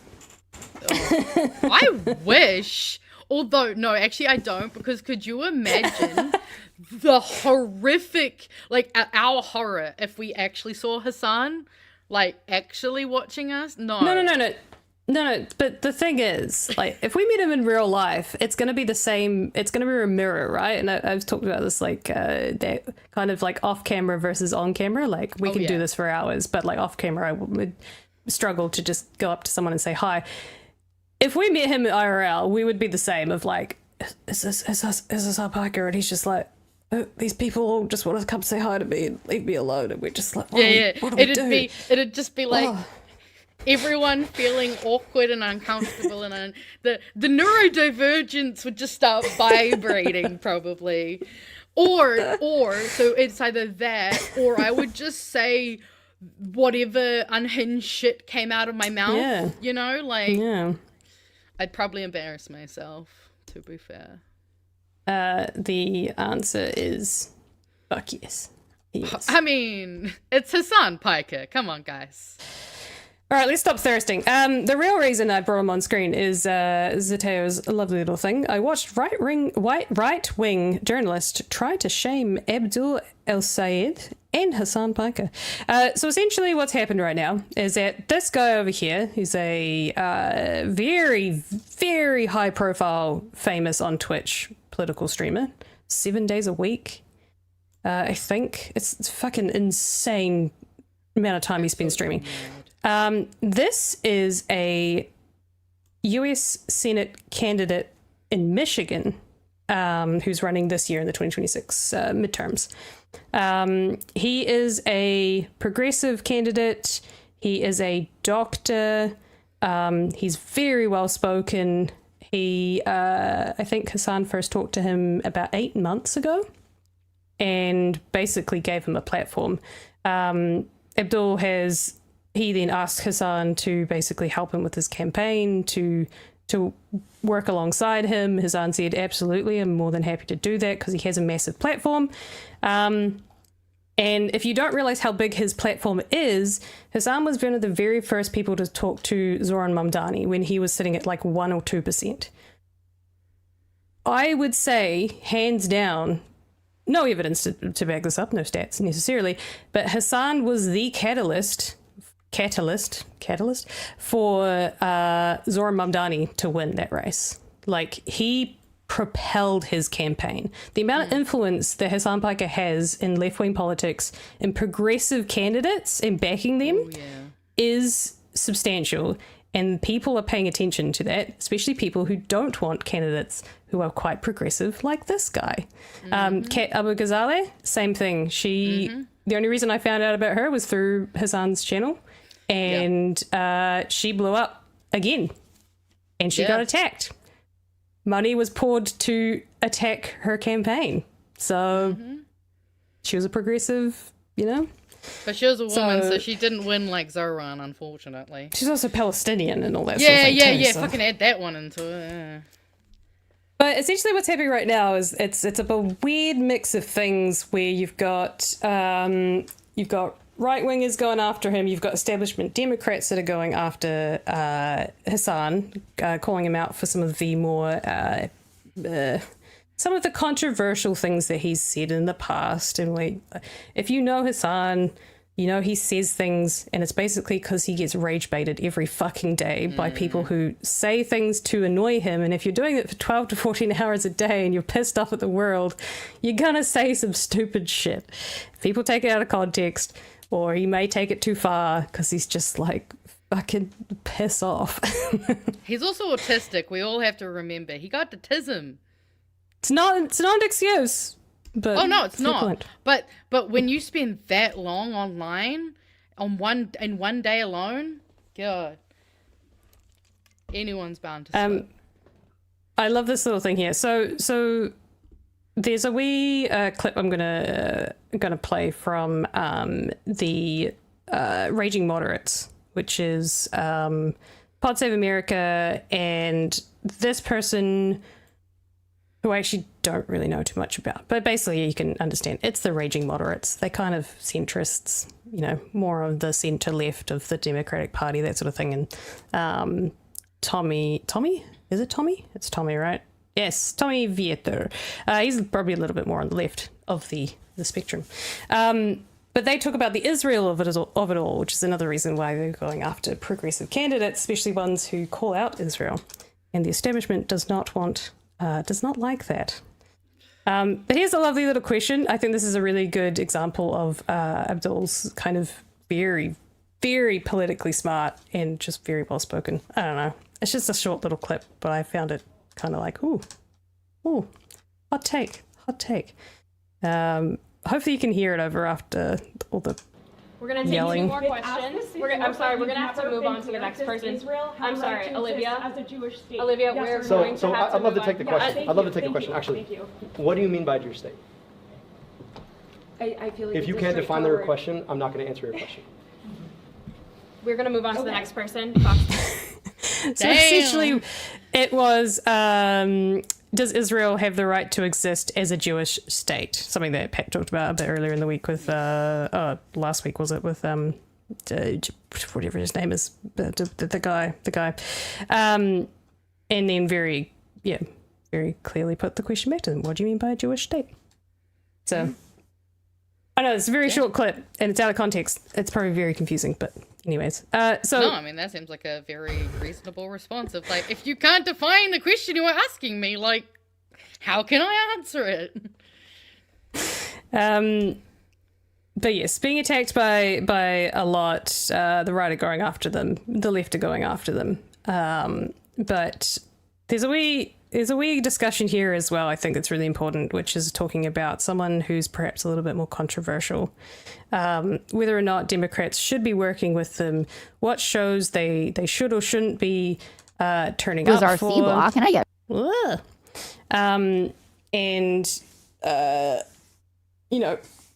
taking a platform where it's at and using it to platform yourself as a politician versus not associating yourself with the likes of Joe Rogan and Theo Vaughn, who perhaps have more right-leaning tendencies, I guess, or are just ignorant to what the fuck is going on in the world, and then 2 years later go, oh yeah, maybe we are the bad guys. Maybe we shouldn't have platformed that guy. Interesting discussion. So this is kind of, I'll play through some of these clips and hopefully it makes sense. We did war. We did a couple blocks of war. And then we're talking about Hasan, who is a very prominent Twitch streamer who has made, if you're being generous, a lot of incendiary comments. And there are a lot of people and a lot of ink that has been spilled about anti-Semitic comments, misogynistic comments, etc. But he was invited to campaign in the Michigan Senate primary on the Democratic side. That put this front and center. Either way, it's become this existential question, I guess, within the party. And I wanted to play you a little bit of Jesse Waters talking. I'm going to play you this version of the clip because I think this is kind of funny. This is people talking about, this is the right wing and how they're describing it. This whole thing. Senate candidate Abdul El Sayed inviting Hassan Piker to a rally yesterday, refusing to condemn any of Piker's pathetic beliefs. Are there any views that Hassan holds that you disavow? I'm not here to disavow people's views. This whole gotcha game, platform policing, cancel culture, I thought we were over it. You remember the kind of hell that President Trump had to pay for having dinner with Nick Fuentes. Yeah. And that's caused a huge fracturing on the right. And now all of them are fighting amongst each other, and I can't even figure it out. I mean, CNN had this guy on. He's saying what Dana was saying, which he thinks that Israel's response is not proportionate to what was done to Israelis. He has not no right to say that. Right, then you should just not like him. And a lot of people don't like him. But you do? But it's not really a like or don't like thing. I think Think that he's handsome? Is that it? he's objectively handsome. Look at the New York Times profile of him. My queen. I'm gonna take a hard pass on it. The thing about this is I kind of liked his answer to it. He goes, I don't think we want to get into platform policing and cancel culture. I agree with that. So if this guy wants to run and win, he thinks this guy could help him win, give it a shot. Give it a shot in Michigan. You know what? I respect it. Own it. What? This could cost you huge, but if that's how you really feel, do it. I really don't care. Things have changed. People say all kinds of stuff now. Oh my God. We just have to say, this is some crazy guy, but I like him. He might be too crazy for you. He might be obnoxious and disgusting, but you know what? I'm going to run with this guy. And if I win, I win. If I lose, it might be a little bit his fault. And it's your fault for the bad judgment. It's all about judgment. Wait, I think Jesse literally believes that I'm a misogynist, so he's now offering respect. I was like, weird. I mean, I think it's also probably just that he's underestimating Hasan, and that you know, I think that's probably gonna have to get cut from the thing because the audio. But I think he's being very facetious and saying, yeah, like just let this guy on. Like it's clearly there's so much infighting right now that like the left don't like him, so it's gonna fuck up your campaign. And yes, you're underestimating the support that Hasan has, which is weird. Also, I think the lady in the glasses, I think it's the same person. I don't fucking know. Maybe I'm just being dumb. Nah, different white lady with glasses. Okay, it's a different white lady, right? That's all right. Us white people, we all look the same, don't we? Yeah. So there's a discussion that kind of comes after that of like the infighting and stuff, and like, what do we do? Do we let this guy help us? Do we not? Also, apparently it was the same white lady. It is the same white to know. lady. I thought it might have been. That's so confusing. She was reacting to herself, basically. Just don't care. Yes. But I think I'm going to play this wee bit. It's kind of weirdly adjacent to us, but also kind of not, because we're kind of the other end of it, where it's like, should politicians... Is it the politicians that should be not coming onto our show because we're controversial, which we're totally not. We're cool. Or it's a question the other way of like, should we be platforming the other side? That say, let's for example, if we could get someone from the other side of the aisle. If they'd reply to us, if David Seymour would actually agree to come on a show with Chewy, we would 100% and facilitate that. Yes. But then we're also platforming someone like him and we're giving him a bit of a voice, but it's also like... Again, those are usually case-by-case bases of like... They are. Risk-reward, kaupapa importance. Yeah. But... So I think the most important part about all of it is the I think it's the Israel of it all, and how that is actually pretty much at the center of all of this, and like trying to not get progressive candidates through, especially ones who are anti-Israel, or more so just anti-Israel and what they're doing, not necessarily blanket. Let's start here. I'm going from this bit. Let's see how this goes. My timestamps are all over the place. Including having conversations with people whose views might offend us. We don't have to agree with them. We just have to talk to them. And with respect to this recent conversation about Hasan specifically, I just think we should be clear that I think that this is part of a strategy to attack Hasan and kill off debate about Israeli policies and political leaders that are entirely legitimate. And I've experienced those kinds of attacks myself, and I can tell you it's unbelievably frustrating because a lot of the groups doing it are operating in bad faith. And like, again, to be clear, anti-Semitism is a scourge. I will call it out. I have called it out. It is obviously wrong, and it's anti-Semitic to, for example, blame all Jews for Israeli government policies. But what I find frustrating is Israel's defenders often do is they take totally legitimate criticism of Israeli government policies or political leaders and say that that is anti-Semitic. And I find that wrong and offensive because, like, I criticize U.S. political leaders all the time and U.S. policies all the time, but I still love America, right? And, like, right now it's manifesting in this conversation about the role Netanyahu played in encouraging Trump to go to war with Iran. And we can dig into that if you want.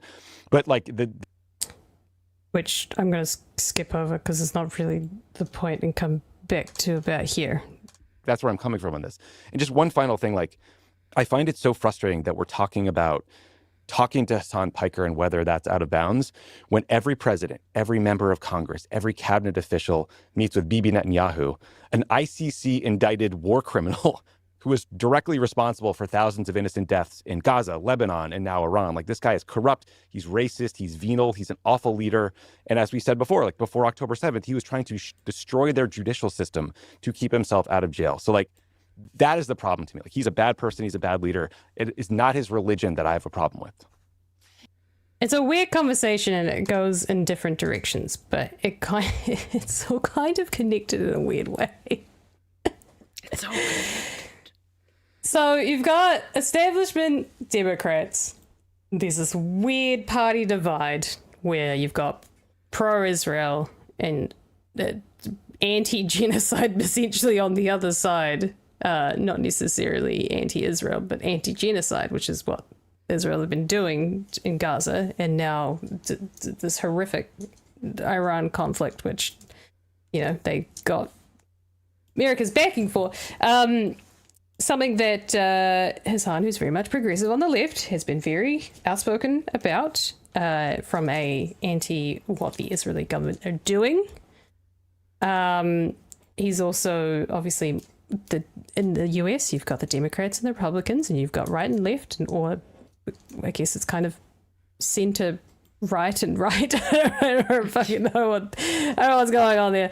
And you've got half the party which don't like him, and they don't want him to help push out progressive anti-Israel candidates. It's fucking weird. It's fucking weird system. I think the way that I actually like to look at it is what actually Madeline Pendleton, who we showed quite a few of her clips last week when we talked about Cuba. Is that for me it's like in America they have the leftists and they have liberals.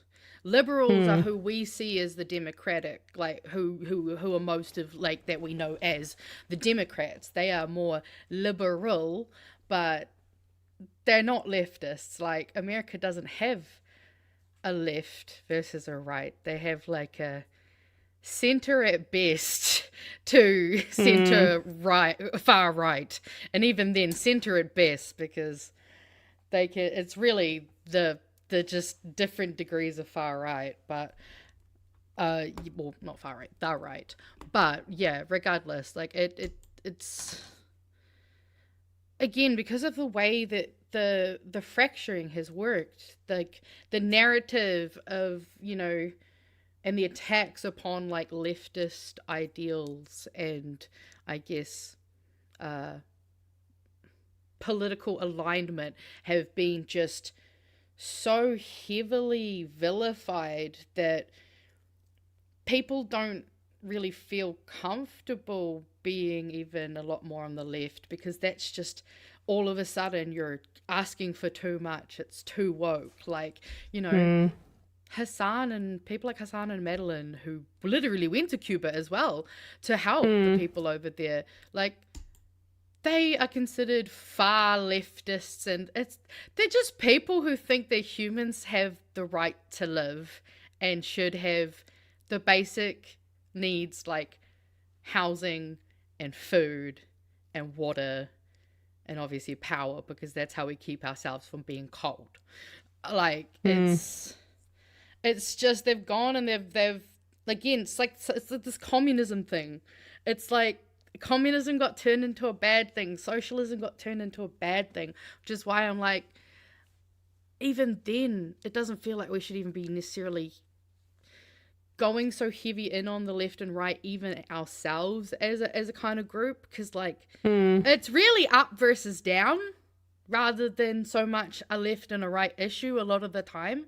Like a lot of the time, people on both sides are often arguing for the same things, but just in different ways as well. Like obviously there's the far right that we see, you know, what we've kind of come to know as more of the problems, but a lot of the time if you get individuals on their own, they all want the same thing.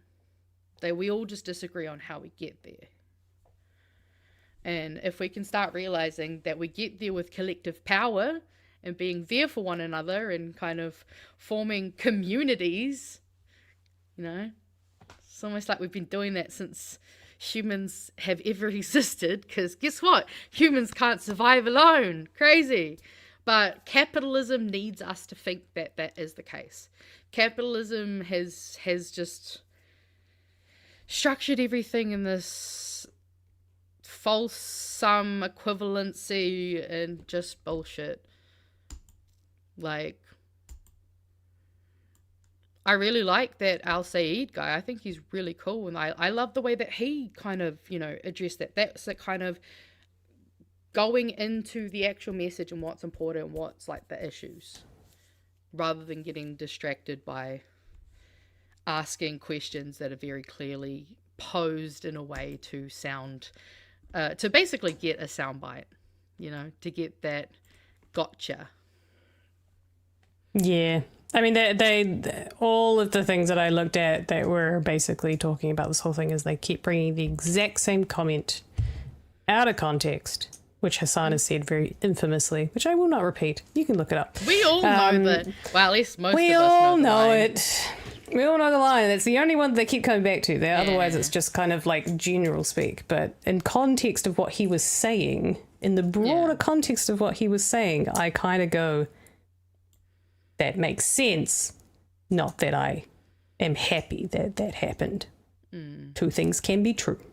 Just saying. No, absolutely. And I think in the context of today, if something like that, like I think we could kind of go, oh yeah, I can see why that may have been the case. Sorry, I'm speaking in...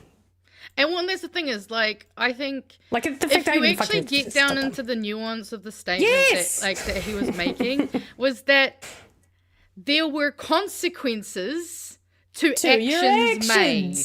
Fuck around and find out. He mentioned America, he was talking about that as a political entity, and therefore it's really not a crazy statement to make.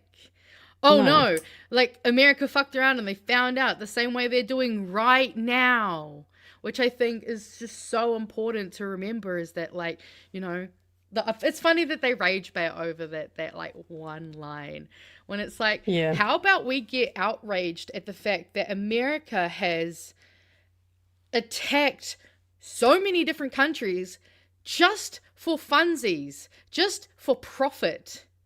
Like, it's insane.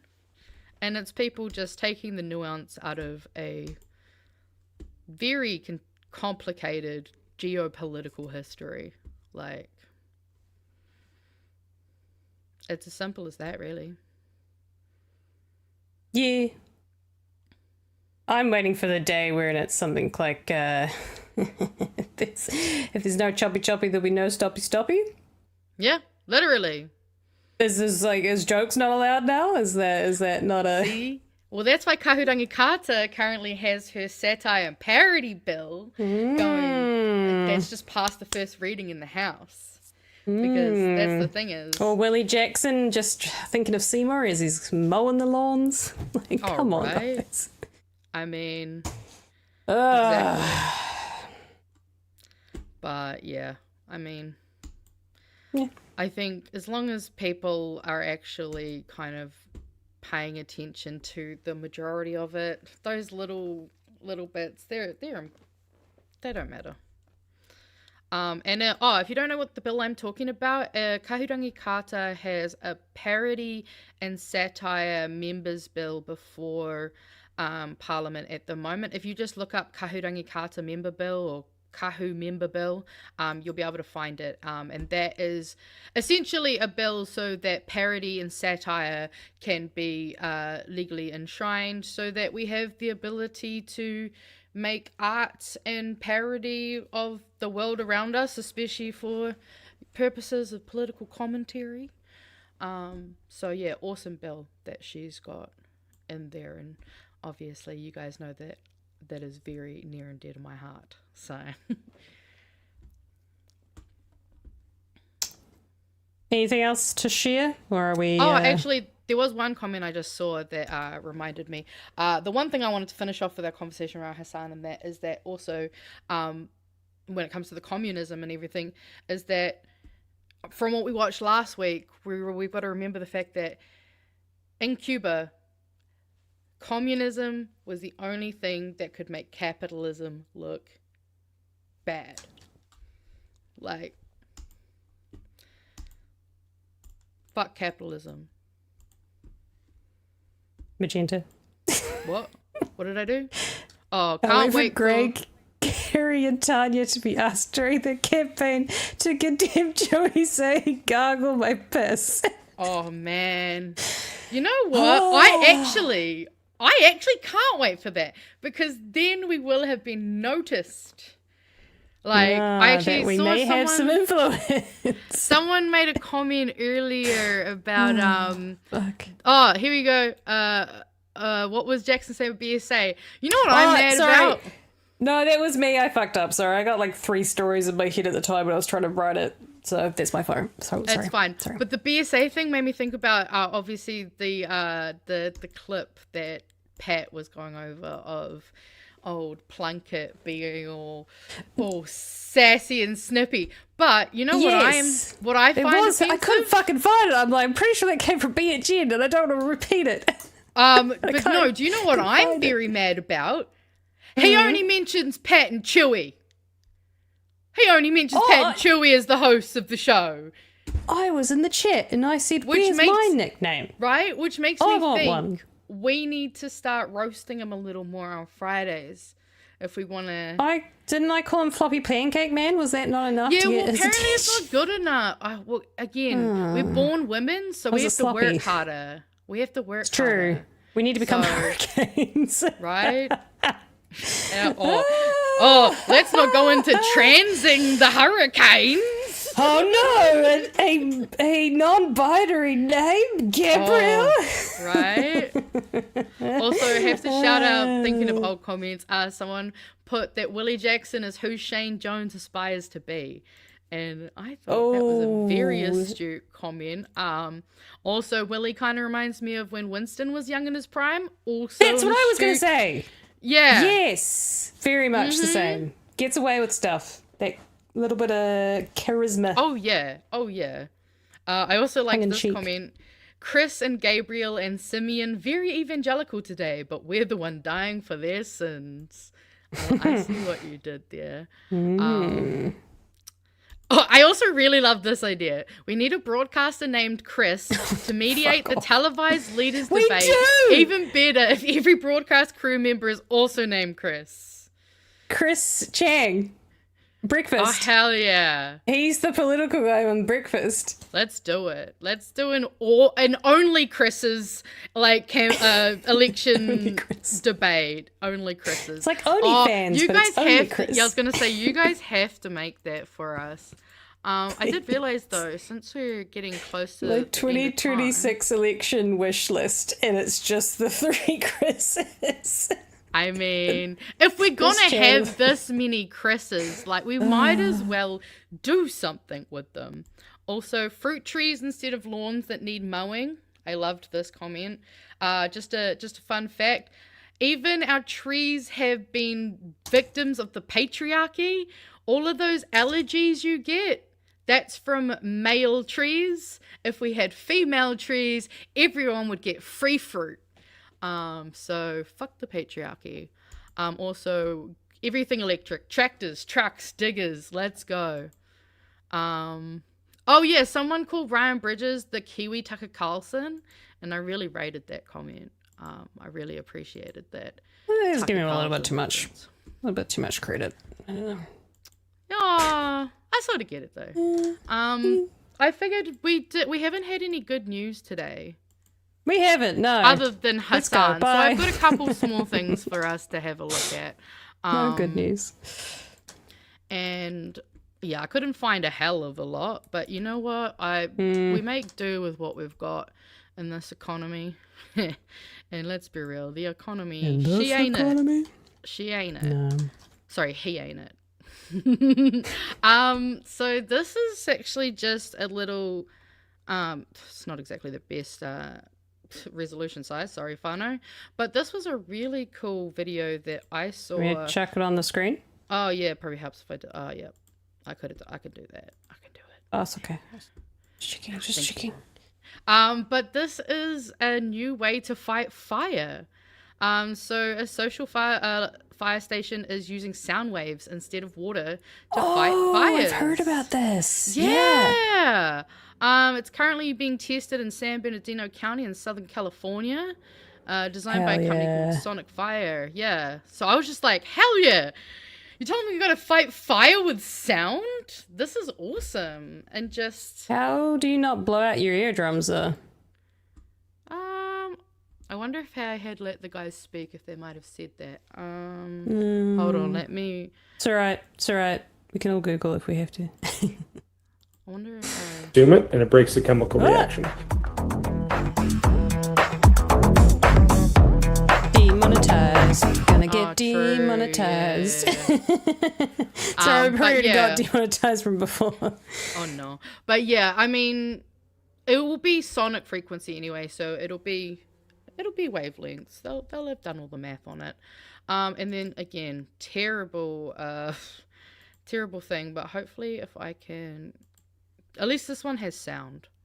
is Finland, a cold, quiet country in northern Europe, sitting between Sweden and Russia, right near the Arctic Circle. And this country has done something that almost no other country has managed to do. Homelessness is often considered a problem that doesn't have a solution. But Finland didn't just reduce homelessness, they practically ended it. And what makes this story even crazier is that Finland did it while most rich countries were getting worse. The United States, Canada, the UK and France all were experiencing rising homelessness rates, but Finland went the opposite direction. Finland solved homelessness by changing one simple belief. Most countries treat housing like a reward. There are steps you have to follow in most of these countries, like get clean, get a job, fix your life, and then perhaps you deserve a home. Finland said that let's do it backwards, because if you don't have a stable place to sleep, how are you supposed to fix anything? So Finland created something called housing first. The idea is simple. If someone is homeless, you give them a permanent home first, not a temporary shelter, not a bed for one night, not a program that kicks them out after 3 months. A real apartment, a door that locks, a kitchen, a bathroom, a place that belongs to them. Then once the person is stable, Finland offers support, like mental health help, addiction treatment, job assistance, and so on. But here's the key, they don't make support a condition for housing. Because Finland realised something most governments refuse to admit. Homelessness is not usually caused by laziness, it's caused by a mix of mental health issues, addiction, trauma, and economic collapse. And once someone falls into homelessness, the system keeps them there. Sleeping rough destroys your mind, stress destroys your body, and shelters often feel unsafe, crowded, and chaotic. So Finland stopped treating homelessness like a moral failure and started treating it like a solvable systems problem. And the results were... Also, actually, one thing to add to that in terms of the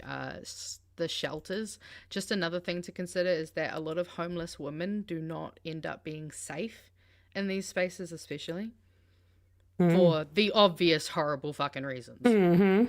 Was shocking. Not only did homelessness drop massively, Finland also saved money. Because it turns out that keeping people homeless is expensive, because there are emergency hospital visits, increase in crimes, that cost temporary shelters, and then court cases. A permanent apartment is cheaper than the chaos of the streets. So Finland didn't solve homelessness with motivation speeches. They solved it with one powerful idea. Before you fix a life, you have to give that life a place to stand. But yeah. Crazy, right? And like they say that, you know, it doesn't address everything, but that's a way to actually see an issue and do something to not deal with the problem, to help the issue, which I think is far too often the actual priority rather than something like this, which sets people up for a life. And then we got one more video meme, because why not? This one's just a fun little audio meme. And for the audio listeners, the text on screen says, Christopher Luxon, whenever people tell him average New Zealanders can't afford basic necessities. It is no concern of mine whether your family has, what was it again? Food? Ha! You really should have thought of that before you became peasants. We're through here. Take him away. It is no... I mean... it really do be... I mean, that's why he got in Penk. Clearly. Because these are the things everyone's saying about him. But yes, that's my final meme for the night. And so good. I have a video for another time. I'm saving some videos of conversations that I want to have with you when the news allows it. A lot of them are because you're a woman and you're the only person that can be the voice of I'm the only woman you know. But no, I mean, you're one of the only women I know, but... I have a black friend. Right? You know? I have a straight woman friend, I promise. But no, just conversations that, I don't know, Chewy or Detective Rogers would not be able to have much of an opinion for. So... I do think we'll have to do some. I'm thinking of maybe seeing if I can get you onto some other videos, maybe on Aotearoa tonight as well. I feel like there's some just conversations you and I could have that don't quite get the space they do in this kind of format. You know what I mean? That could be concerning. Pick our topics a little more and really get into the social issues. Tasty. That sounds fun. We shall. Maybe we could do like a teaser. We could do like a little. Oh, we have super chats too. That'd be Yeah, I nice just to do realized, as well. yeah, that's what I was saying. Too. Yes, we got a couple of super chats before we go though. Yes. Do I need to do them, or are you doing them? The gender neutral term it doesn't have a politically correct name. We just say gender neutral now. Instead of faffing around with PC terms, we just say gender neutral. Or for everyone, as I like to think of it. Neutralize your language, I know it includes everyone. Pete Syme for $2. You see the Pope won't visit the US anymore. Wait, the Pope is from the US. He's from Chicago. Chicago. Man, that's so bad. I love that though. And Pete Syme again for $2. Glasses. They worked for Clark Kent. You know what? So true, actually. You got me there. Also, I wanted to highlight this comment. Apparently, David Seymour was on in the first year of BHN when it was a morning show, and he left halfway through the interview because Pat asked him awkward questions. So, I guess it's Pat's fault that we don't get David Seymour on. So, also, maybe that's how we get him to piss off. Just keep asking him awkward questions.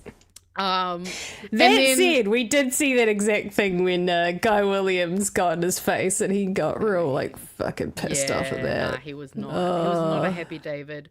I saw possibly the harshest roast I've ever seen in our chat, and I think others should take advice from Magenta. At this person, lol, you egg. That's cold-blooded. Simple, but cruel, especially given the egg we've currently got in Parliament. Also, I'm assuming you started this because I saw that and I thought that was funny. Well, someone said you don't look down the pipe, and I'm like, did you see how close that pipe was to the fire? Like, yes. You can't exactly be like, if you have to do it from that kind of distance, everyone's going to get their ears blown out, okay? 100%, which Just is why we got a logical question. And we got a logical answer. It moves air in place, suffocating the fire in its own CO2, and it only works for small fires. So yeah, yes, you don't have to worry about animals. I saw an animal worry in the chat. So yes. Just saying.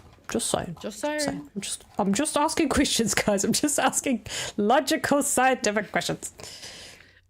Oh, actually, hang on, because we're already past the limit. Look, I took up all your time with my weird Hasan. After dark, let's go.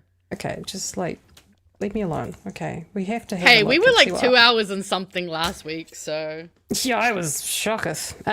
We should see what the spaceship's up to. Let's see where where's the Artemis is at. Also, you should never be surprised that me and Detective Rogers go longer than 2 hours. Come on. I'm surprised you guys last 5 minutes. I mean, knowing Rogers. Right? Oh, I mean, to be fair, we blow through. Let's say we get through a lot of topics when the detective's on. You do wanna? You do wanna? Yep, clearly you do. All right, let's see what the spaceship's up to. Now e-com is as happy as the earth.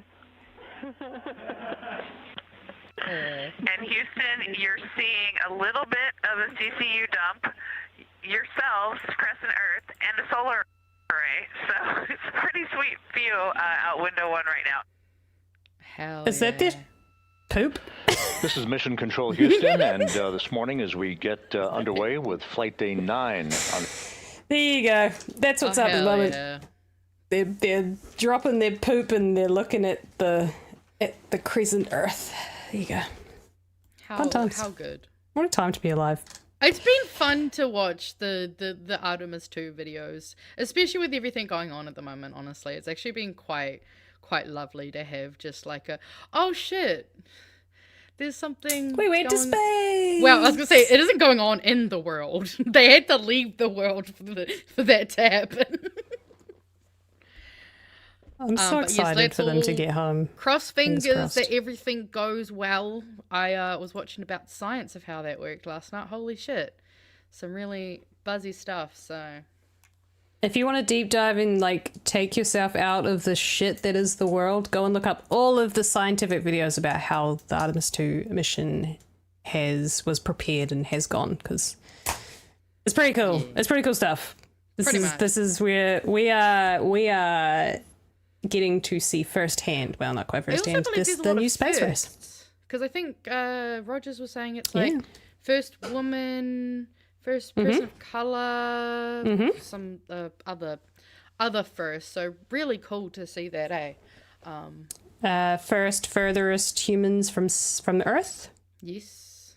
Yes. And the photos have been stunning.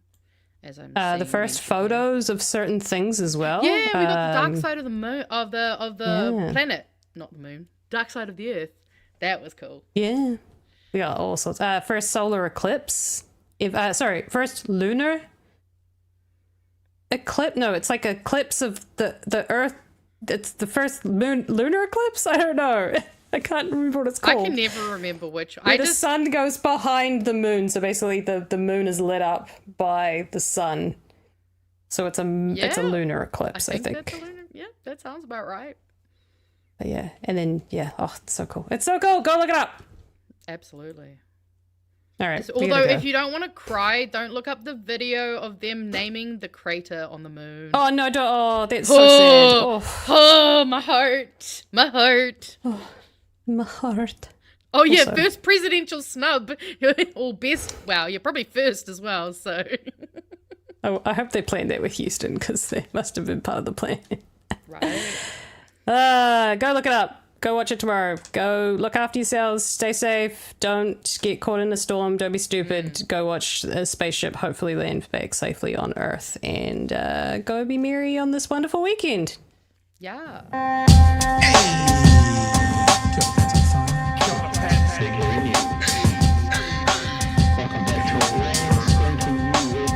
Help us settle a debate, whether it be thoughtful or funny, even if we're all creatures of hate. It's a fine line that we're walking together. For better, push aside the temptation to berate. Let's take a note of the corners we stand in. As many points as the hairs on my chinny chin chin. When the news that we're watching is hairy, knowing all the things that we need to be wary of. Like the rich have their hand out for rewards, while the many have to work out what they can't afford. And the rest of us ain't paying attention, or maybe have questions we're too worried to mention. Other media is still dwelling on trivial facts, vetting peas from the rice and the mice from the rats, and picking and choosing a war path to run, and linking ourselves with the hill to die on. It's gotta come down to a welcoming vibe, with an A and a sub and a higher in mind. All heavily, neither this way or that, and will be analyzed by butchery and pat. With the evil in the world trying to mess with your head, and you're sitting on the couch, you're thinking chivalry's dead. Each night, 2 nights, they're gonna sing you to bed. It's Big Hairy News. Thanks for watching this episode of Bright Hairy News, the Friday edition of Big Hairy News. The boys will be back with you on Monday for more hairy news. Oh, and the collective are here on Sunday, so don't miss that. And go get your t-shirt or hoodie from Ditch the Pricks for your free enamel pin before everyone else. Get the hoodie for the free enamel pin. Anyway, Magenta, anything to say before we go? You can find me on Aotearoa tonight on Monday from 6:30 p.m. till 9 p.m. And other than that, stay safe and keep cool till after school, whānau. Wonderful. Have a wonderful weekend, everybody. Stay safe. Bye, Jenny. Bye-bye. Oh, they got rid of my screen. There you go.